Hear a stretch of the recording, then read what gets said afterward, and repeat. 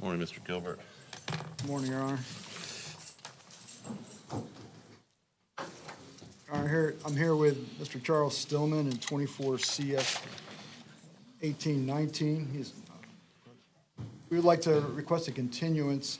What we're going to do is, in coordination with state, we'll set a miscellaneous, or set it for a plea for a miscellaneous docket date. Okay. Have y'all talked about potential dates for that?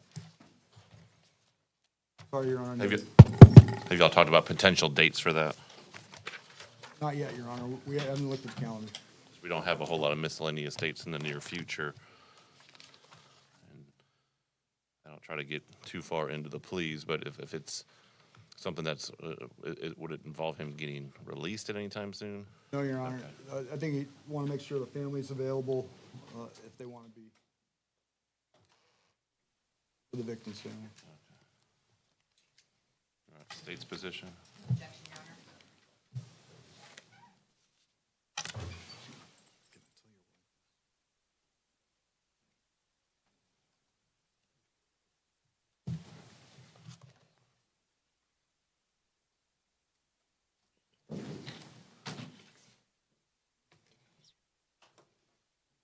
All right. As far as miscellaneous dates, is March 27th good?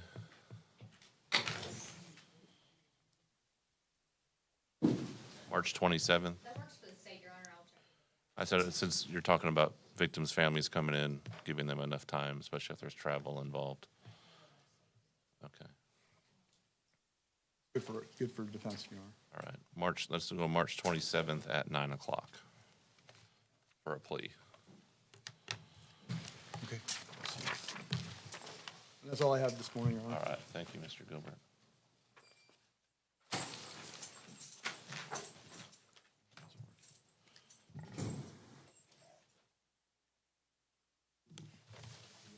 All right, Mr. Charles Williams. Morning. First, I have Jack Barr.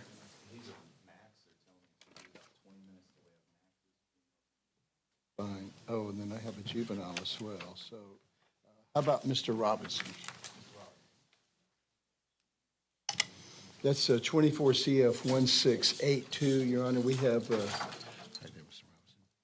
have a depot scheduled for the April the 22nd. So I'd request we have a return date after that. And Ms. Dudley is joining me here. Yeah, I do, so we can just let them, they can take them back. I do have him in 23 CF 812 and 24 CF 638. Your Honor, based on the new case, Depot said we're setting the other case as well, and we can get continued to the next cycle. And hopefully I can get those set around the same time. I do have dates from the state, so they should be in March or April. No objection from the state, Your Honor. Yeah, I've got, just your cases are getting a little on the older side, Yes, but if sir, you I can get those understand. depots done in April. Yes, sir. They have given me dates, so I'll get them scheduled and get it filed. Okay. All right, so let's go with, what would be April 30th then for the Wednesday docket. April 30th at 9 o'clock will be the pretrial for in custody. You said 9 o'clock, didn't you, Judge? Yes, sir. All right, thank you. See you later. I'll just wait till they bring the other two, Judge. I got a juvenile and a max. I'll let you know. Thank you.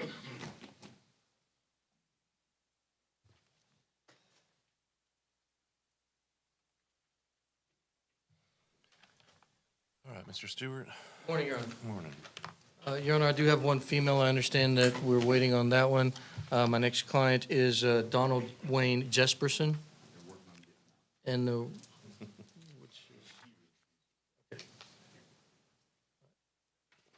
if I may pause for a moment, Judge, while he is brought out.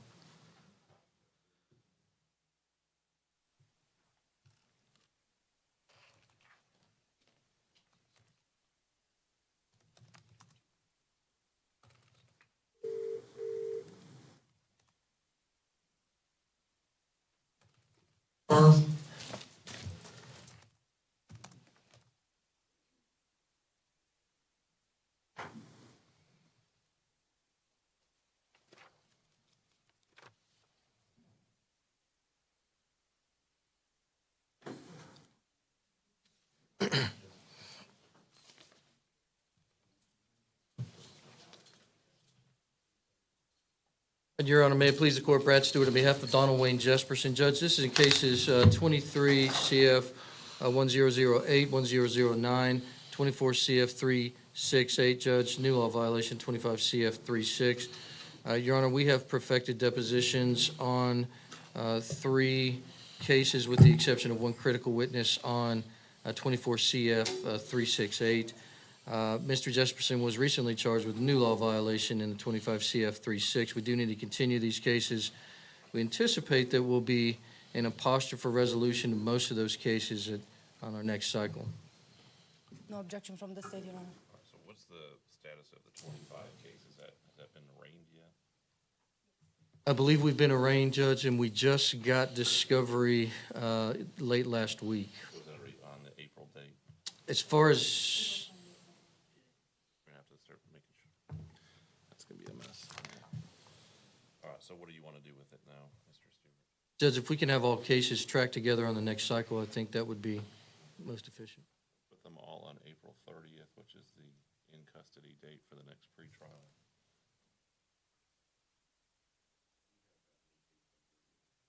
Yes, Your Honor. I have 25 CF 36.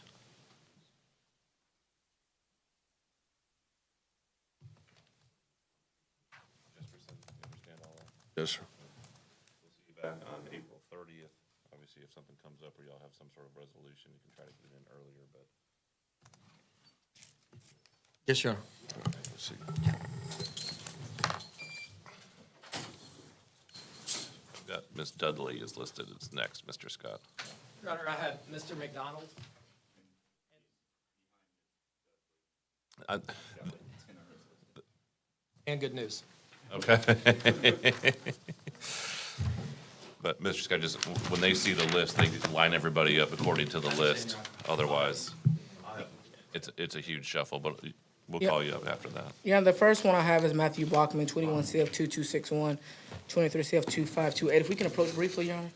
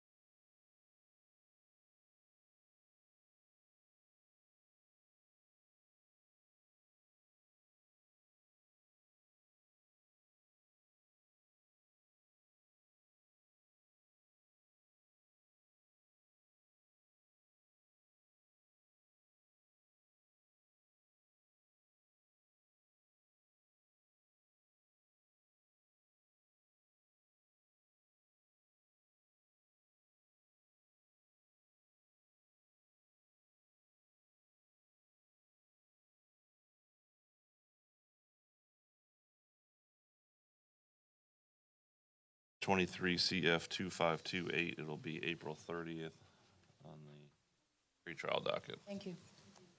Yes, sir.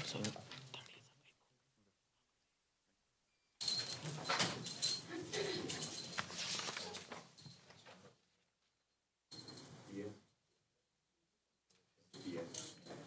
Honor, this is Justin Diaz in 21 CF 2951, 24 CF 1499. I haven't talked to him this, like, we just got him back from Walton County. He was transported on the order. I am gonna have depots set before the next cycle and get those taken care of, and then see if we can get these resolved. I was just Walton case is retained, resolved, right? I was just retained recently on these cases. And I know one is very old. Okay, Walton's done though, right? You're done? Yes, with that? they've already resolved the cases, right? Yes, sir. Yes. Yes, ma'am. He was sentenced over there. That's what I thought. I just Yes, wanted to sir. make sure of that. All right. How long was he in custody there? They just came and picked him up maybe a week ago. So they picked you up from here, brought you over there, you then resolved brought him that back. case, brought you back? Yes, sir. Okay. All right, April 30th. Yes, sir. Thank you. Just that, I'll come see you.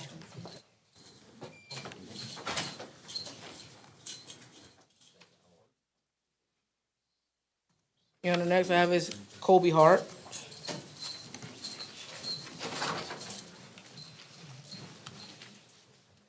Yeah, He's here in 24 CF 1881 and 24 CF 1972. Your Honor, I just downloaded all the discovery on his case. I would ask for a continuance to the next pretrial, and then I will be setting a motion to reduce bond as well in between that time. No objection. Okay. It's a relatively new case, April 30th. April 30th for the next pretrial. Yes, sir. And if you get a bond reduction date, just contact the clerk's office. Yes, and sir. give me that as well. Your Honor, this is Interius McLean in 24 CF 2829, 21 CF 1192, 1484, and 2777. Your Honor, I am waiting for some recordings. I would ask for a continuance to the next Y'all still pretrial. not been able to get those? I'm waiting on multiple ones, there's multiple dates, but it takes a little bit to get them. 'Cause I have had the one from the one date, but I need the other ones. There's some stuff that's been said, I need to make sure. I know you need to listen to it. Before I was can listening make- to the one date where it said I it was did. supposed to be Yes, sir. DOC, but then the paper said JCS. And JCS did the probation order, so it was one of those, and I've had other information after that, so I need to get all that so I can figure out what I need to file or what I need to do on that. Date No objection. on April 30th? Yes, sir. April 30th, Mr. McLean. Have you ordered those and they Yes, just sir, I haven't have. come in? I haven't gotten them yet. Well, I have ordered you them. can certainly impress upon whoever is Yes, sir. being ordered from that I would like them to be sent to you as quickly as possible. Yes, sir, I will. Your Honor, this is Gil McGee in 24 CF 376 and 24 CF 669. Now, we have done some depositions since last pretrial. There was a witness who didn't show up as far as one of the charges, and then even us and the victim, there's a lot of allegations, so we have to do another deposition on one of the cases. So I would ask for a continuance to the next pretrial. Did you just get out of one of these cases? Hmm? Did you just get out of one of Mr. McGee's cases? No. I thought I saw an order relieving the public defender had just been signed recently, so maybe it No, was sir. just cleaning up the case, but, all right. It might have been on the newest case, Your Honor, maybe. All right, state, No no objection. objections. It's getting a little bit on the older side, though, Ms. Dudley. April 30th.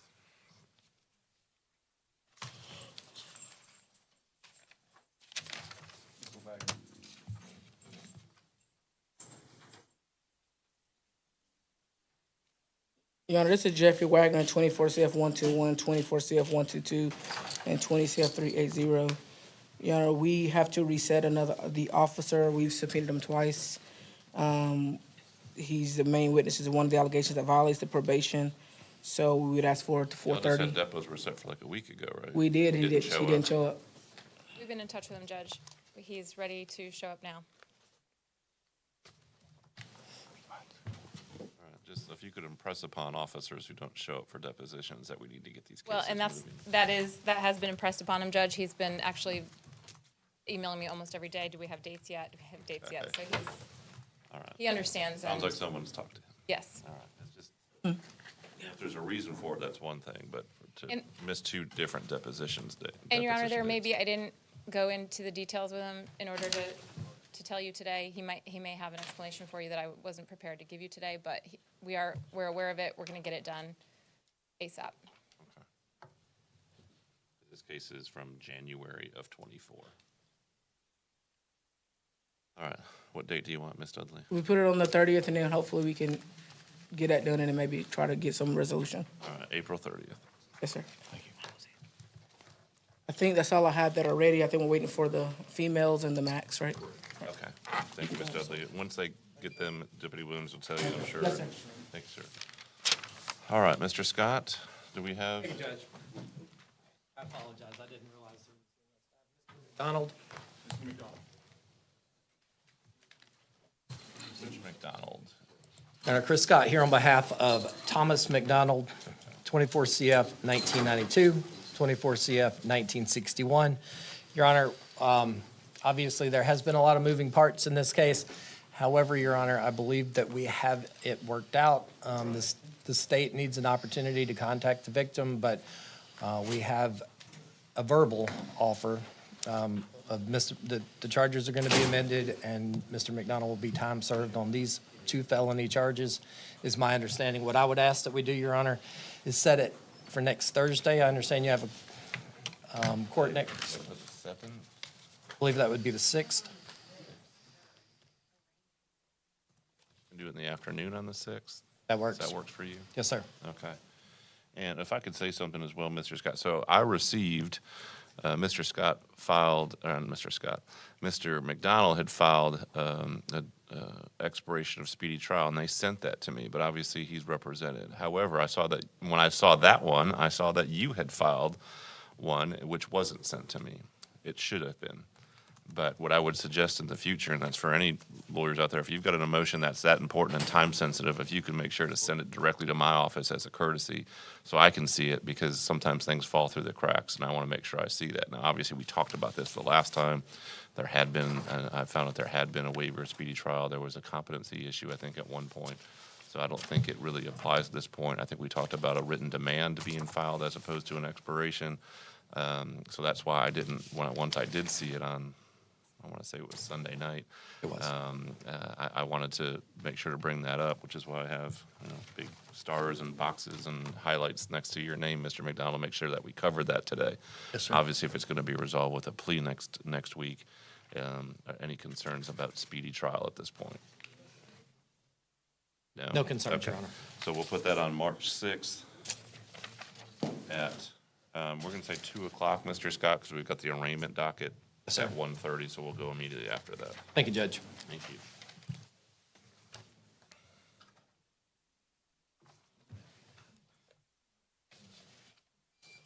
Thank you, Judge. That concludes my business. All right, thank you, Mr. Scott. Mr. Ramey, are you ready for your cases? Morning, Your Honor.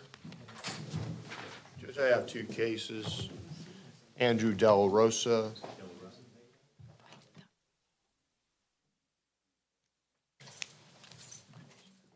We've scheduled deposition for July 1st. I'm trying to schedule time to go see the remainder of the evidence at the sheriff's office. It's one of those cases where some of the evidence can't be disseminated to me via electronics or paper. If we can put this on your next cycle, I'm hoping we can have the case resolved by that date. Who's represented? Are y'all coordinated with the co-defendant? Slam. I'm sorry, Your Honor. There's a co-defendant. Are y'all coordinating the depositions?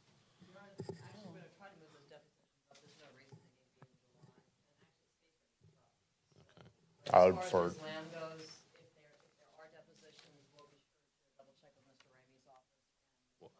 Ms. Flowers represents. And I just want to make sure you guys aren't having to do the depositions yes, twice. and I'd be glad to move them up from July. Okay, well, let's put it on the April pretrial and see if y'all can get those moved up. This is it's not an old case, but it's been around for a little bit. But I've not done depositions yet. I understand some of the situations involved. I think I put this on the record last time when we were here, but, I handled another part of this case over in family court. I've made y'all aware of that previously, so I'm aware of kind of the factual situation.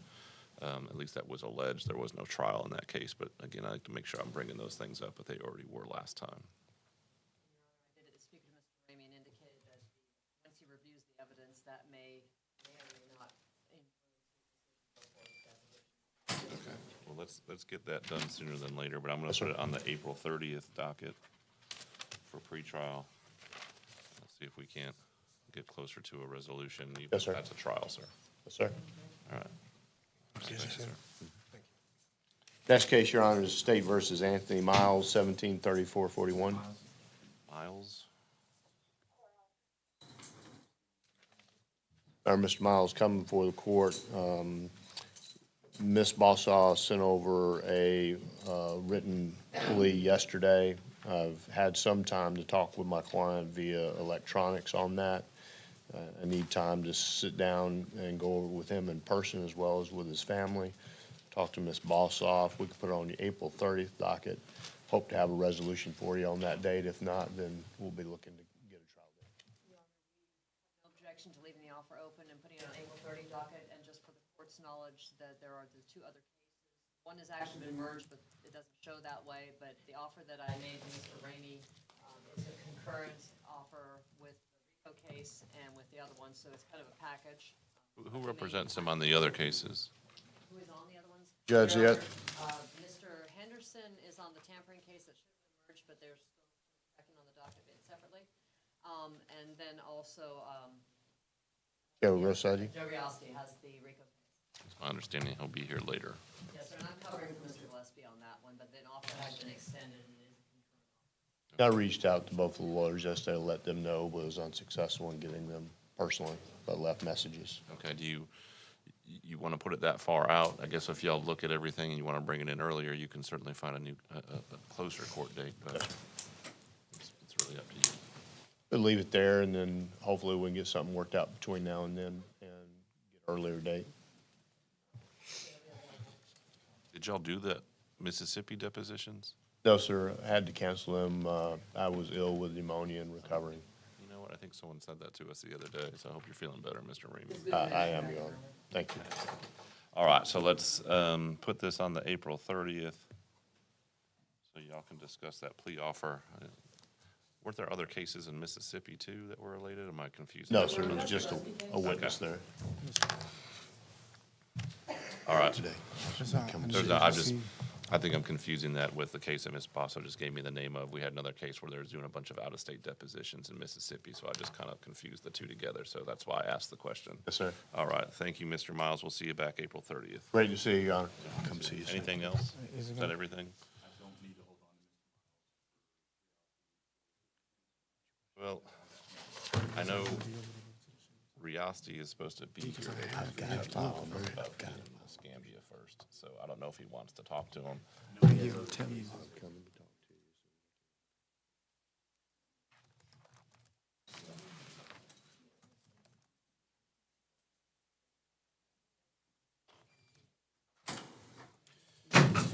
right. Do you have anybody else particularly lined up? Let's see.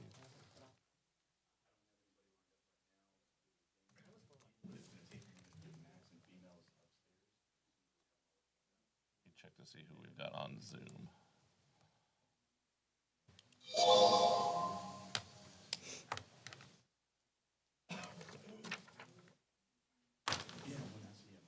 Judge, can I approach?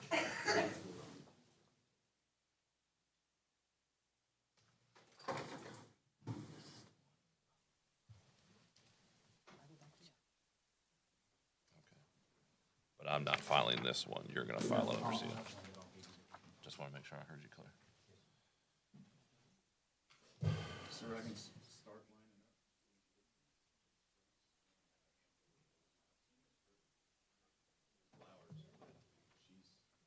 I see her too. I'm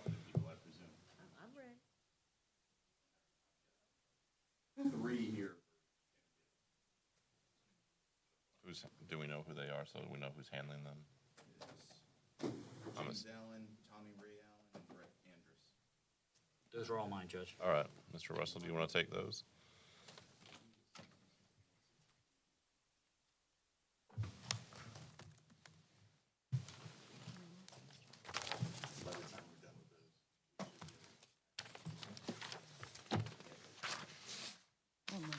James Allen's yours.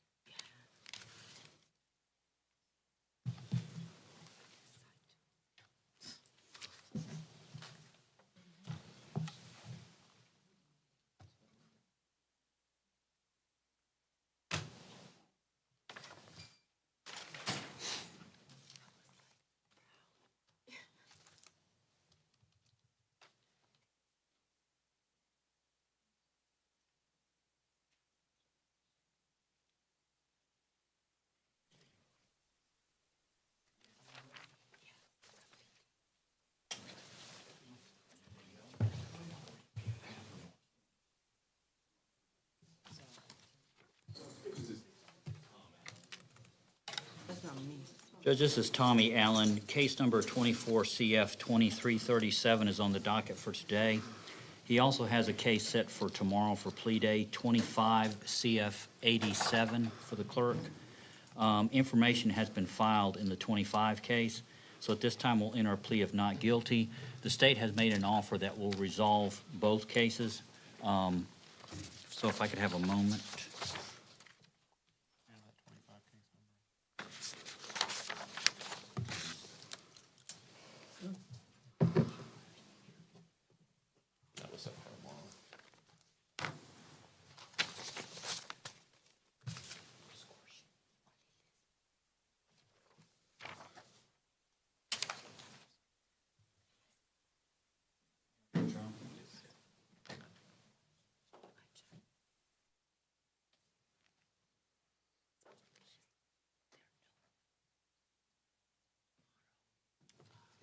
The new case is being dismissed, so I don't have Right. to worry about if you said information was filed, but I guess it doesn't really matter at this point. Right. All right,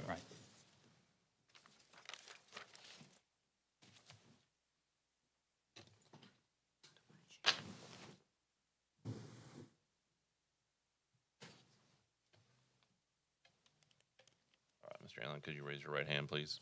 Do you swear or affirm that the testimony you're about to give is the truth, the whole truth, and nothing but the truth? I do. All right, can you give me your name and date of birth, please? Tommy Ray Allen Jr., 5/31/1970. Okay, Mr. Allen, you're here in 24 CF 2337 and a brand-new case, 25 CF 87. In the former case, you're charged with possession of a controlled substance, which is a third-degree felony punished by up to 5 years in state prison and a $5,000 fine, and drug paraphernalia, which is a first-degree misdemeanor punished by up to a year in the county jail. Do you understand that? Yes, sir. The other case are similar charges, but those are being dismissed as part of this agreement, correct? Yes, sir. Okay, so I won't go too far in depth with those. All right, did you read over this agreement? Yes, sir. And it involves 24 months of drug offender probation with some other terms. Yes, sir. Do you understand that? Yes, sir. Is that what you want to do today? Yes, sir. Did you read through all this and go over it with Mr. Russell? Yes, sir. Did you understand it? Yes, sir. Did he answer any questions that you may have had? Yes, sir. And are you satisfied with his advice and representation? Yes, sir. Okay, are you under the influence of any alcohol, drugs, or controlled substances at this time? No, sir. Any mental health issues or concerns? No, sir. Okay. Has anyone forced, pressured, or threatened you in any way to enter this plea? No, sir. And has anyone promised you anything other than the terms of the plea in order to get you to make this plea? No, sir. All right, do you understand by entering a plea, there won't be a trial of any kind and you're waiving all of your trial rights that are listed in this document? Yes, sir. All right, and do you understand that you're waiving any potential defenses that you may have in this case? Yes, sir. All right.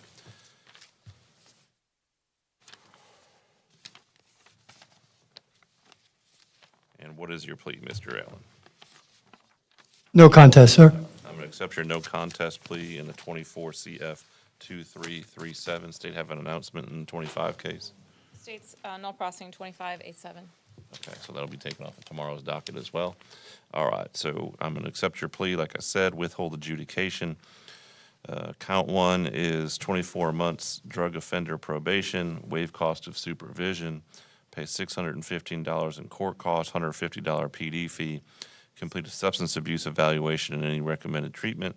You're subject to random urinalysis for the detection of any sort of drugs or controlled substances that you're not prescribed. If you are test positive, that would be a violation of your probation. Don't possess or consume any alcohol either.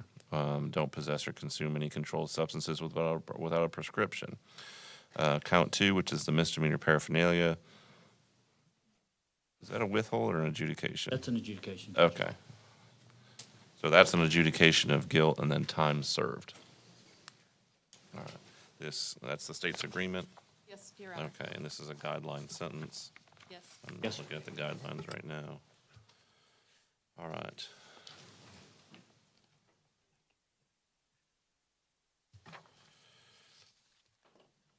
So you want them to go to probation first, right? Yeah. Okay. I got that confused on Monday, and I didn't realize there was a difference when inmates kind of shuffled differently. It's just, he's already over there today. All right. I'll talk to probation. Mr. Allen, real quick, you've got 30 days to appeal the judgment and sentence of the court, and then you'll be released today if there's nothing else holding you, right? Yes, sir. Thank you, All right, sir. thank you, sir.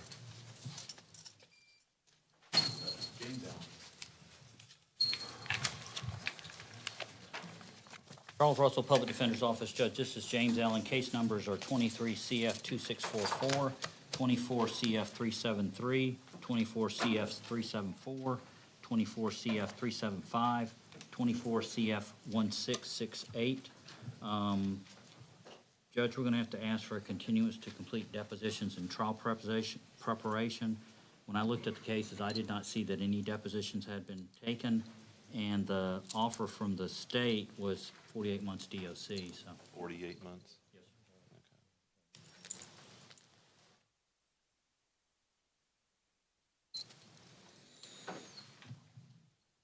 Some of these cases go back to at least February, so they're over a year old. Objections, Ms. Leone? I would object, so. I had extended their offer of, I believe it was 44 months. And 44 or 48? I had 48. my note, I'm sorry, What is the, We go with 44, but the point I'm making, Your Honor, for the record, is that that's a very reduced time. I would dismiss all victims involved charges, and he would plead also to whatever charges are left. And that, it just sounds like, from what I'm understanding, is maybe Mr. Allen wasn't aware of some of these things until relatively recently. No, sir, I wasn't, sir. So I'd like for Mr. Russell to be able to explain these things to him. I have explained to him, Judge. I know, but recently, I'm sure. Right, yes, sir. I just heard Not in the about, past not in the I just heard past about year. everything last Wednesday, sir. Okay. I just made the objection for the record. I understand, and I don't like the fact that cases are lasting this long either, but I don't think that's the fault of anyone who's standing in this room right now. All right, so I'm going to give you the continuance that you're asking for, April 30th. Obviously, if y'all decide to resolve it sooner, you can do that by putting on an earlier court date. I don't have too many between now and then, unfortunately, but we can certainly squeeze you in if we can. Sir. Thank you.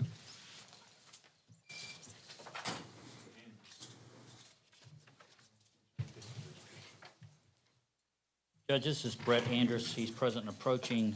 He has three case numbers, 23 CF 2765, which is a violation of probation, 24 CF 756, which is a violation of probation, and 24 CF 2828, which is a new law violations.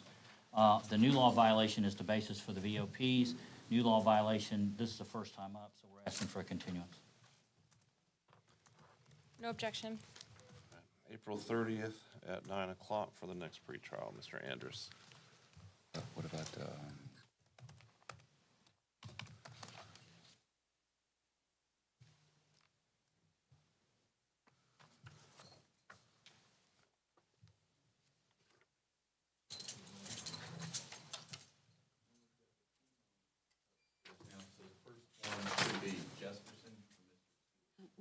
If I could take one quick one, I think I've got someone on Zoom that their person is in custody but not being transported. It should take a couple of seconds. All right, Mr. Mann, can you hear me? Yes, Judge. All right. This is it James Johnson, right? Okay. James Johnson. It's my understanding that Mr. Johnson is being held in Santa Rosa County, and there's a marshal's detainer on him, so we won't be able to get him transported for this cycle. I think, Mr. Mann, what are you asking to do? We have talked to the U.S. Attorney, public defender, for a transfer, but up to the judge in that case. Say the last part again. It's up to the judge in that case. Okay, in the federal case. Okay, Yes. It's my understanding Mr. Johnson may be on federal probation that's being violated because of this charge. We usually can't transport them without a federal judge's authority to do so. Just to make it clear on the record, my office was in communication with Mr. Mann's office about the appearance for today. He was on the call, and then I heard what was going on. I just wanted to spell it out. So Mr. Mann and I heard each other on the phone yesterday and just talked just about scheduling today's date and appearing by Zoom. I just want to be transparent there, obviously, as far as what ex parte, it's about the scheduling of this court date. But you know, I always like to be as transparent as possible about those things. But it's my understanding we can't get him here without that federal magistrate or judge's approval. He's working on that from what he's just said. I'm not sure how it's going to go from here, but are you just asking for the next pretrial, Mr. Mann? Yes, Your Honor. Then we're also looking for discovery, so we'll try to get that worked out before the next pretrial. Sounds good, Your Honor. Okay. All right. April 30th, Mr. Mann. That's our Wednesday of the pretrial week. Since he's incarcerated, it'll be on that Wednesday, April 30th. Understood. All right. Thank you, Mr. Mann. May we dismiss? Yes, sir. Thank you. It was late in the afternoon. I wanted to make sure there wasn't 18 emails flying back and forth, and he had to drive out because he was here Monday, too, for no reason. So. All right, who do you have? May it please the court, Your Honor, Brad Stewart on behalf of Shauna Jesperson, Judge. This is 24 CF 2771. At this point, Your Honor, Ms. Jesperson is prepared to tender a plea of no contest to count 2, a misdemeanor in the information, count 1 shall be dismissed in exchange for a plea to count 2. Judge, do you have an executed plea and sentencing agreement? May I approach? Is this under your name, Mr. Stewart? Yes, sir. I have you as having Donald Wayne Jesperson. Well, Judge.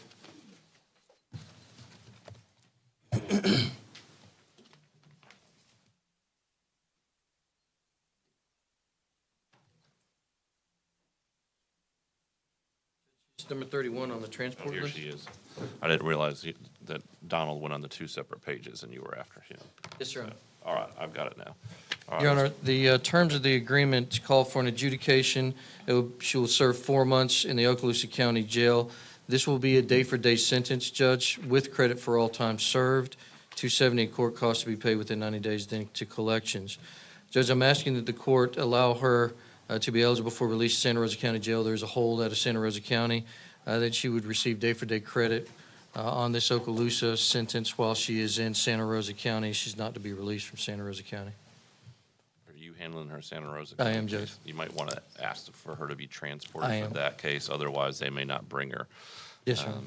I mean, we're trying to be a little more proactive about those things, and I appreciate you doing that, Mr. Stewart, because people sitting around and then their cases languish, and then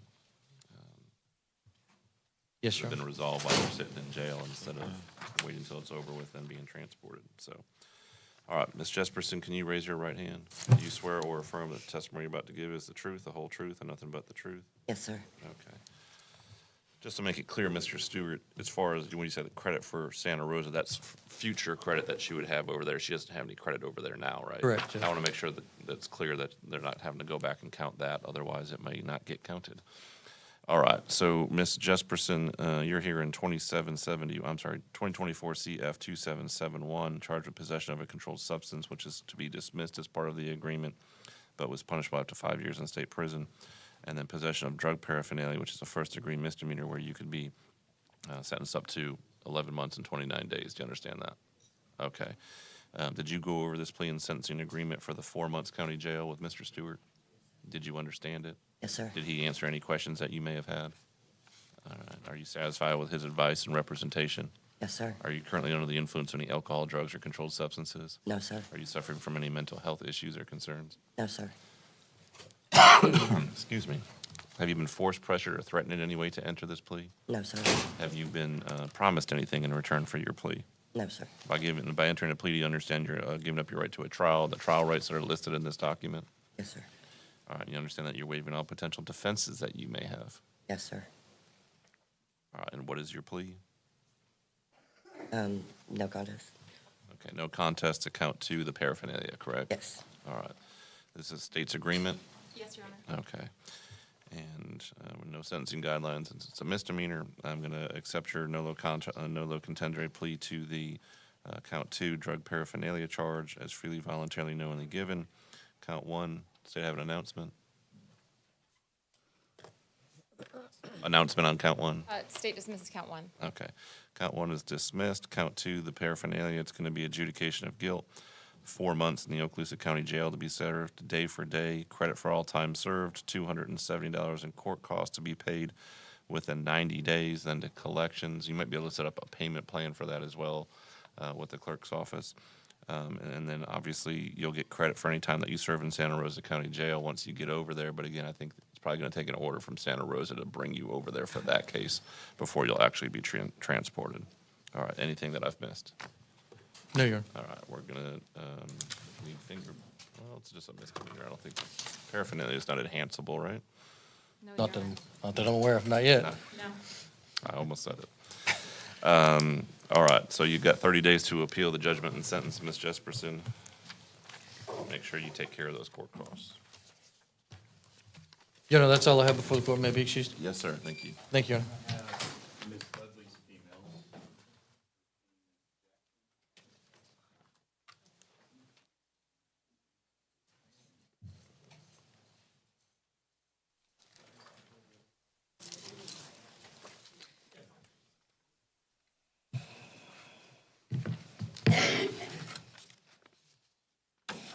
Your Honor, this is Destiny Jackson, 24 CF 852 and 24 CF 1681.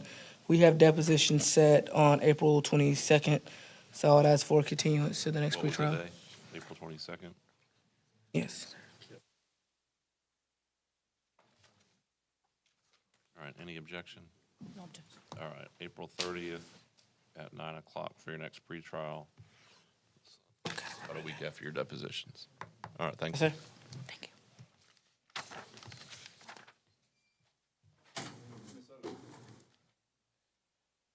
Yeah, that's the Jennifer Oldham, 24 CF 378 and 24 CF 120. We've had some depositions. We need to reschedule a couple more, and we are trying to get some information about restitution to see if we can get this resolved. So I'd ask for a continuance to the next pretrial. Hopefully, we can get it resolved before then. We are working on it. The depositions, y'all just did those last week. Yeah, so we've done a got couple. more to do. We just didn't do a few more, Your Honor. No objection. Otherwise, it's getting on the older side as well, Ms. Dudley. April 30th at 9 o'clock.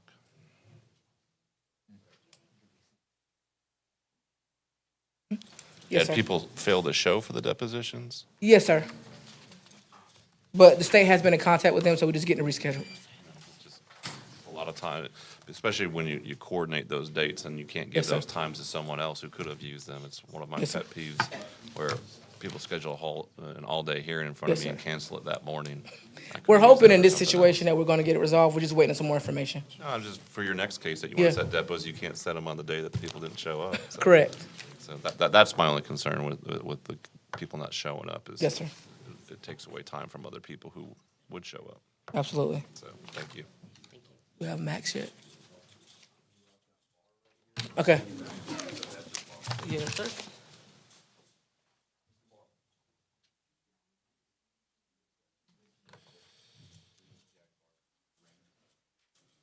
that you, Mr. Williams?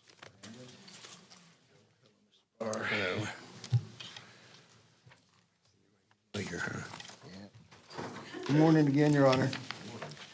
We've got three case numbers, 23 CF 1016, 24 CF 2616, and 22 CF 1851.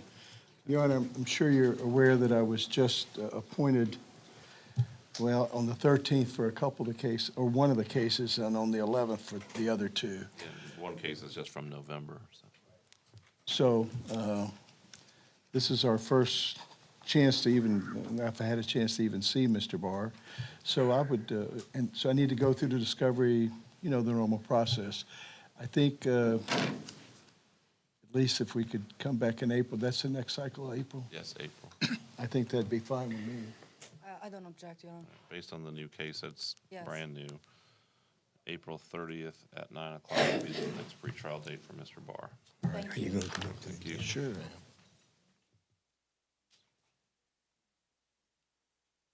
Let's have one more juvenile, Your Honor. They'll be here in a while, I'm told. Say again, I'm sorry. I'm sorry, I have one more case. It's a juvenile. They're not here yet, Mr. so. Whittington, right? Whittington, yes. All right, we'll see you. Once they get them up, we'll call you back, Mr. Williams. I And I'm appreciate gonna step outside in one of the little rooms, and I'll And let the bailiff know. it. Can when you I'm- approach, and whoever is handling, there's cases where Mr. Whittington is listed as the alleged victim as well. Yes, Your Honor.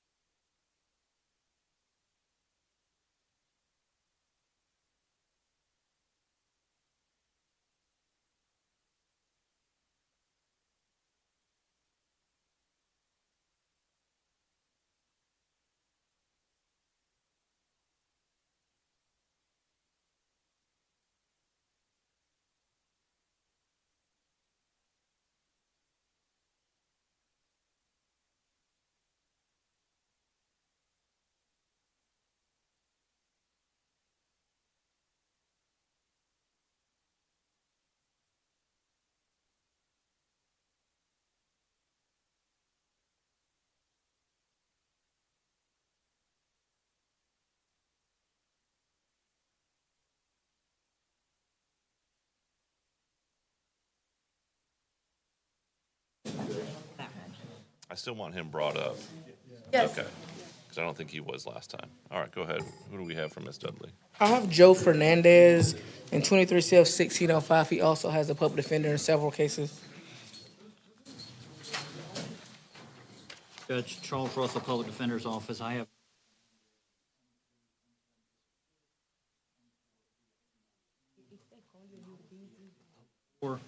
24.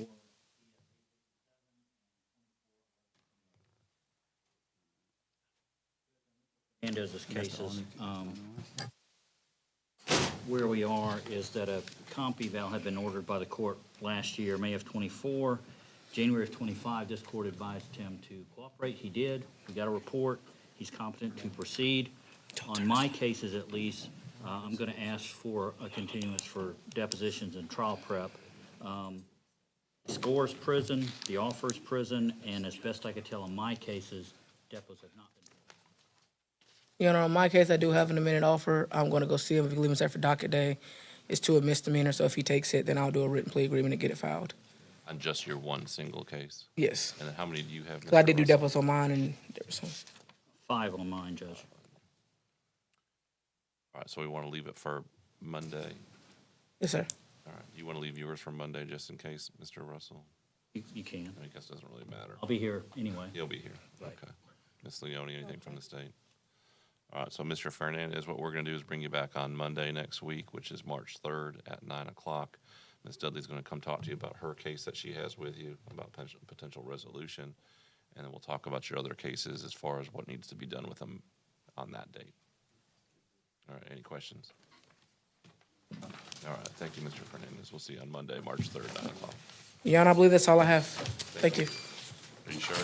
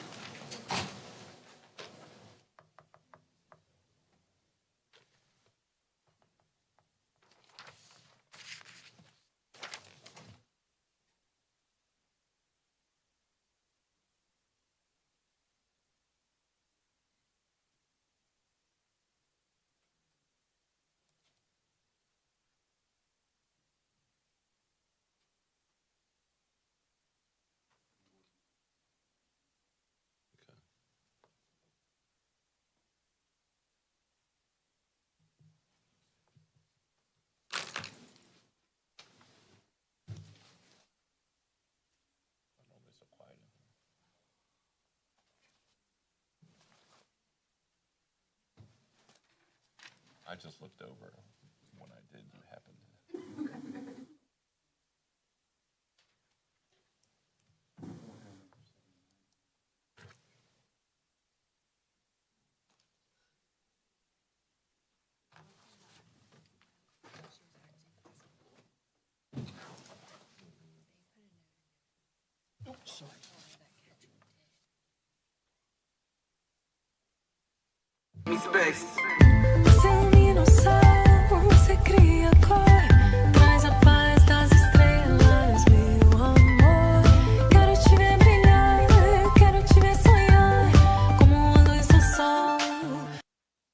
Alex Barthay from the UPS store once again, and I wanted to let you know about our Sunday hours. We're open now 7 days a week. Normal hours that you've been expecting, but now we're open Saturday 10 to 4, Sunday 10 to 3, and it's both our Crestview, Fort Walton Beach, and Eglin Air Force Base locations.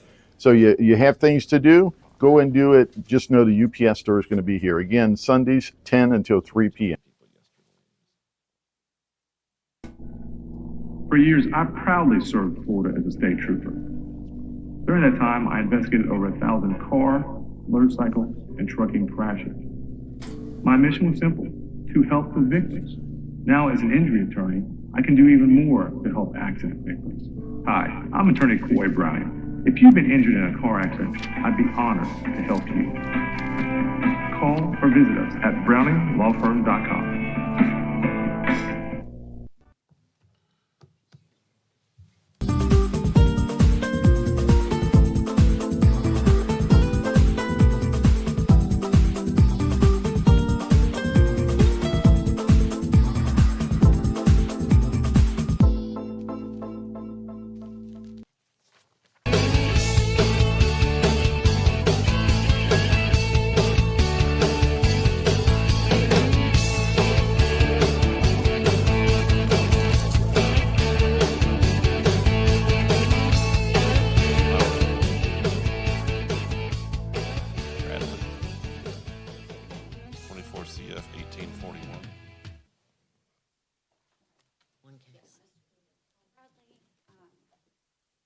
Your Honor, this is my first time up. I still need to discuss discovery and the offer with the client requesting a continuance. There was a new offer, or is it just an initial offer? Initial. Okay, but new to you, I guess. Yes. Okay. Mr. Bradley, any concerns with that? All right, do you want the April 30th date? Yes, please. Okay. What is the offer, just so we're... I have to pull it up. You know I mean, what it's based on the charge, I would think. Is it incarceration offer? I just like to know, because I'll I don't like check, to Your pass Honor. people if the offer may be, if it's acceptable. Yes. Someone's going to get out of jail. I just want to make sure we're doing that in a timely fashion. I have no idea if it's probation or 10 years, DOC. I just want to make sure that we're covering those things.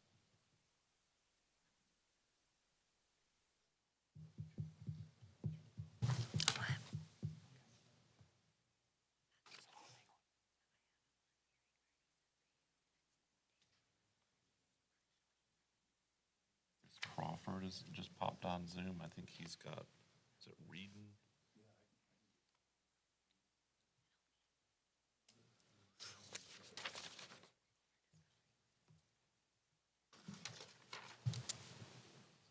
So, Your Honor, the offer that I sent in discovery was for 4 years DOC. Okay.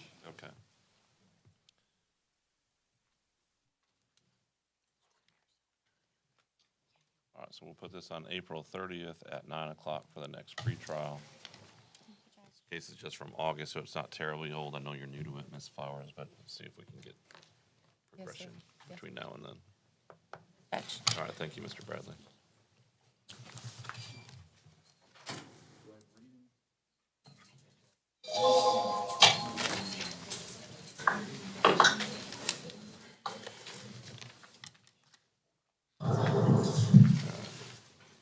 He said, all documents that we have.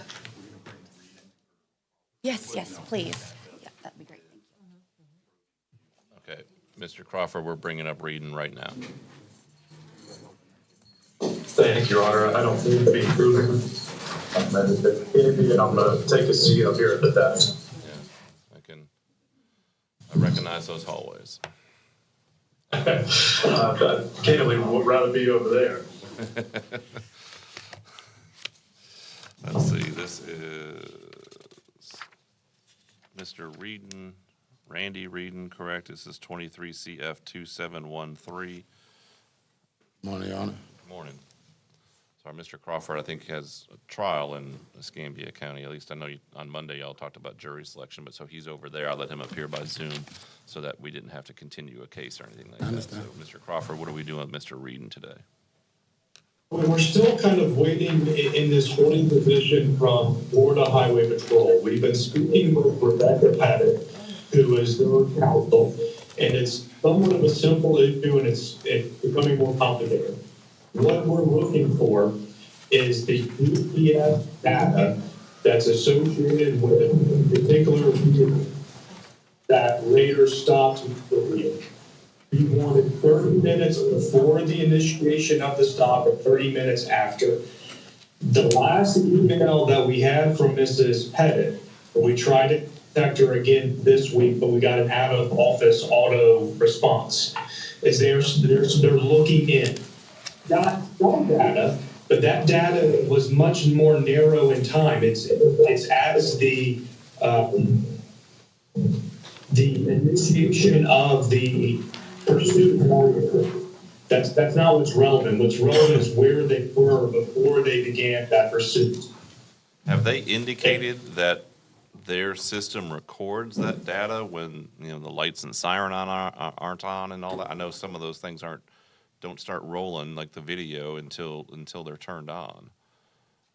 They haven't said no. In the last conversation that we had with Ms. Pettit, she was just wanting a more narrow time. So it's not like she told us it doesn't exist. She thought she had already provided it to the state. And then we were trying to explain it to her, and we did explain to her that time window needs to be moved down, that it's too high up in the timeline. If I may, Your Honor? Go ahead, Ms. Leone. I just wanted to clarify that point, and then obviously you'll get your chance. Go ahead. It is the state's position, based on the conversation that I had in person with Ms. Pettit this past Friday, that Ms. Pettit from FHP has shared everything that they have pursuant to his request. If Mr. Crawford believes that he hasn't received everything, it's just because it does not exist. I was explained that the troopers who were involved in this incident were moved from another region of Florida. They were there temporarily. As a detail, I don't remember how she phrased the reason why these troopers were there. She has provided all the GPS coordinates that she could. She also indicated that at that time, there might have been a power outage or some kind of outage that didn't allow to record exactly every single miles of GPS traveled by the troopers. The state is ready for trial, Your Honor. I have issued subpoenas for both weeks. I just need to know which week we're going. All right, Mr. Crawford. Well, I would like to take Mrs. Pettitt's deposition if that's the case, because we do have a lot of data of the ordinance as they're moving along in this pursuit. So I would like to get an idea of why we have that, but it doesn't begin. What is her position with FHP? Yeah, she's the deputy counsel. Deputy Chief Counsel for FHP, the attorney for FHP. Okay, well, I mean, but so she's only going to give information that people tell her about these things. She's not the custodian of records. That's correct, Your Honor. That's correct. And what I may be able to do, and I would have to ask the court, is to take the deposition of a person designated through FHP. Okay, well, I don't know who that is, so. Right. You've already sent out subpoenas on a case for Yes, Your Honor. pretrial? Yes, because, I mean, we're ready. We've done depositions. There's really nothing else. It's the state position that he's trying to retrieve this information that is not material to the case, as far as the state is concerned. I guess he could address the issue during cross-examination of the witnesses and to attack the credibility of the witnesses, but this is not a material information that he needs to pursue and should delay the trial again because the case is old. I understand that part. I'm not a fan of this being old, but we need some sort of definitive determination of what's available. And, you know, nothing, no critique here of the state, but just because the state doesn't consider it material or important, the defense may. So they've got to be able to do their due diligence to make sure the stuff doesn't exist. If it doesn't exist, that's fine, but I'm getting to the point, Mr. Crawford, where whoever it is that you think is going to tell you the information that you need, if they're not giving it to you or not responding, then set a hearing based on what you think needs to be filed, and let's hear it. But this case is from December of 23, so it's, you know, about, what, 15 months old. And I know this has been a problem that y'all have been talking about for months, but it needs to be resolved. This is, and I keep saying this, and I know you're not over here a whole bunch, Mr. Crawford, but I've said numerous times since I've taken over this division, there's issues with discovery. There's got to be a motion to compel. We've got to have, you know, if it's Brady material, if it's Youngblood material, if it's, you know, Giglio, Scipio, whatever it may be, all those, you know, cases that tell what they have to turn over to you, file the motions. Let's have people come in court and explain it to the court as to why these things aren't being delivered or that they just don't exist. But we can't keep passing cases because people don't want to respond to emails or, we're not getting answers that we like. I want these cases to move a little faster, especially when you've got someone who's incarcerated. Yeah, may I suggest? Go ahead. If would be possible next week at any date that we have, I could contact Ms. Pettit and have her at least appear via Zoom and explain to the court what she's done, what she's provided. I mean, I don't want to do it on a huge docket like this, but I can certainly see what we might have available. Yes, Your Honor, next week, anytime, I guess. I will verify her availability, of course. You have availability potentially for that, Mr. Crawford? I would say potentially we have a trial beginning on the 10th. A lot of that week is getting ready for the trial one. But I have no issue with that. Trying to figure out the answer to this question, which is important for a legal oppression issue. All right, well, this is what I'm going to do. I'm just going to put it on the 3rd, Monday, and then just as a placeholder to make sure that we've got some other day we can potentially hear this next week, or have Ms. Pettit appear. If y'all could work out something between yourselves, I'm fine with that. But there needs to be some resolution to this particular issue, because I've been hearing about it since December. Yes, Your Honor, and I haven't had any communication with Mr. Crawford since. I know we're going to have a pretty big docket on Monday. I've got mostly civil things, but I could certainly squeeze something in on Tuesday. Wednesday, I'm probably not going to be available. Then we'll have to see what's going on for the Thursday and Friday morning issues, for kind of a somewhat miscellaneous date that we can put things on Thursday, potentially, or jury review on Friday. But I'd like to get this case resolved, at least this issue, so we can know if we have to go forward this time around or if it needs another continuance. Because if there's more data that he hasn't received and it's possible to give it to him, then they need to receive it. Otherwise, if she comes in and says, there's nothing else I can give you, then Mr. Crawford, I'll let you file any motions based on that. But they have to be motions. We can't just have, arguments at pretrials. We're going to have a motion where people have to come in and provide the evidence to the court. I would still ask the court to keep it set for on the trial docket. All right. I'm going to keep it on the trial docket, Mr. Crawford. I understand you just said you have one on the 10th already over there that's been set, but we'll talk about that more on Monday. Yes, Your Honor. Thank you. All right. And obviously, part of that's going to depend on how many other cases get set and what's actually going to go. I'm already thinking we may need some help to cover some of these trials, because I think we had at least 10 set, and that was before we got to today. So, all right. Mr. Crawford, obviously, if there's any update, provide that to Ms. Leone, loop in my office if need be as far as scheduling. I just want to get this thing figured out so we can decide if we're going to try it this time around or not. So if there's no other information, you can certainly file a motion to continue that explains why you need a continuance if there's no other information, but then we'll have to just talk about that on Monday. Understood. We'll have some more discussion on Monday. All right. I appreciate it. Thank you, Mr. Crawford. Thank you. All right. Thank you, Mr. Reedon. We'll see you on Monday, March 3rd.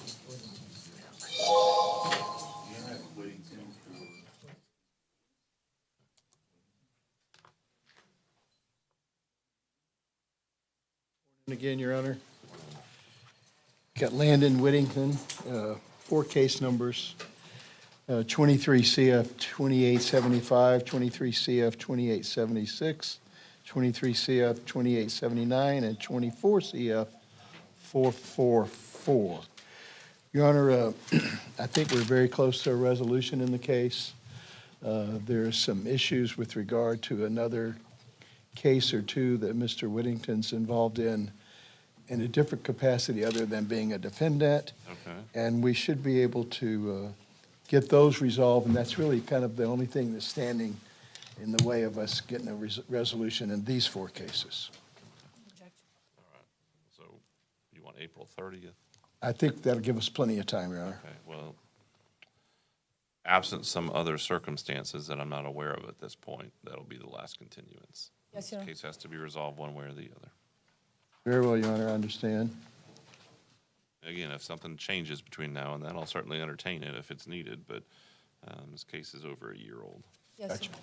All right. April 30th. Thank you, Your Honor. That concludes my business, if I could be excused. Thank you, Mr. Williams.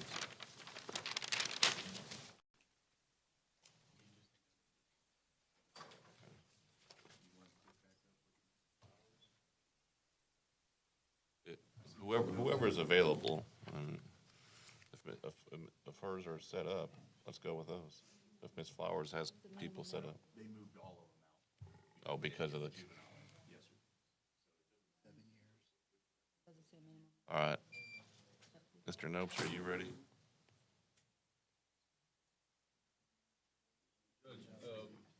First case I got on the docket is Mr. Kessler. I just want to pass him until after the court takes a break. We're trying to hammer out the details. I then have Mr. Talbot.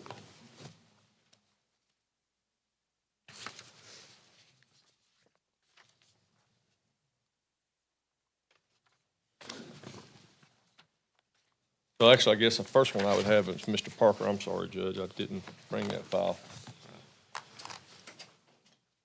See what they can pull up.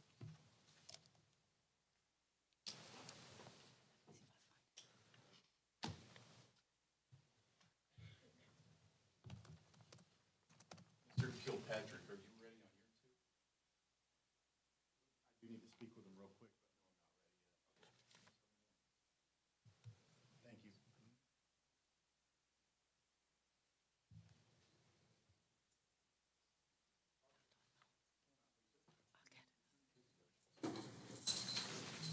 Judge, on Mr. Parker's cases, I just got appointed to yet another new case yesterday.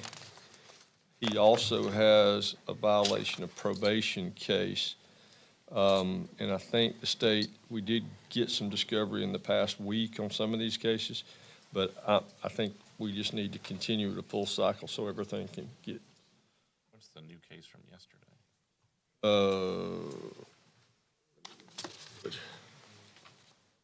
This is Terrence Parker? Yes, sir. It's the 24 CF 2902. I got appointed. You just got appointed yesterday. Yesterday was yesterday, yeah. I just want to make sure there wasn't another new case that came out yesterday. That's what I'm trying to make sure of, Mr. Parker. So, you know, we want to make sure all the court cases are on the same docket, so.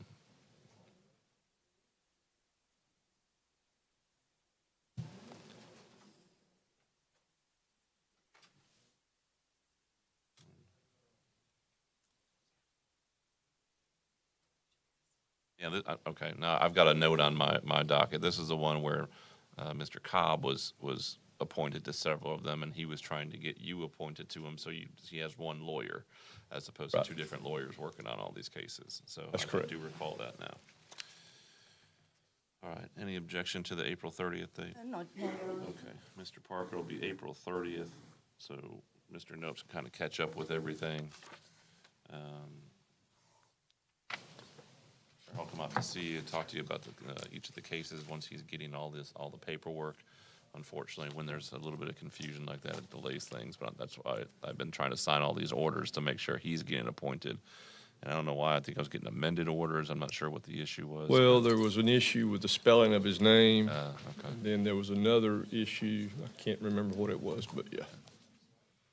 So I know I've signed quite a few orders, making sure you've got one lawyer who can handle everything, as opposed to, you know, we've got some cases where three lawyers come up with a defendant. It's, you know, it's harder for them to work together. So, do you have any concerns or questions at this point? All right. Thank you, Mr. Parker. We'll see you back on April 30th.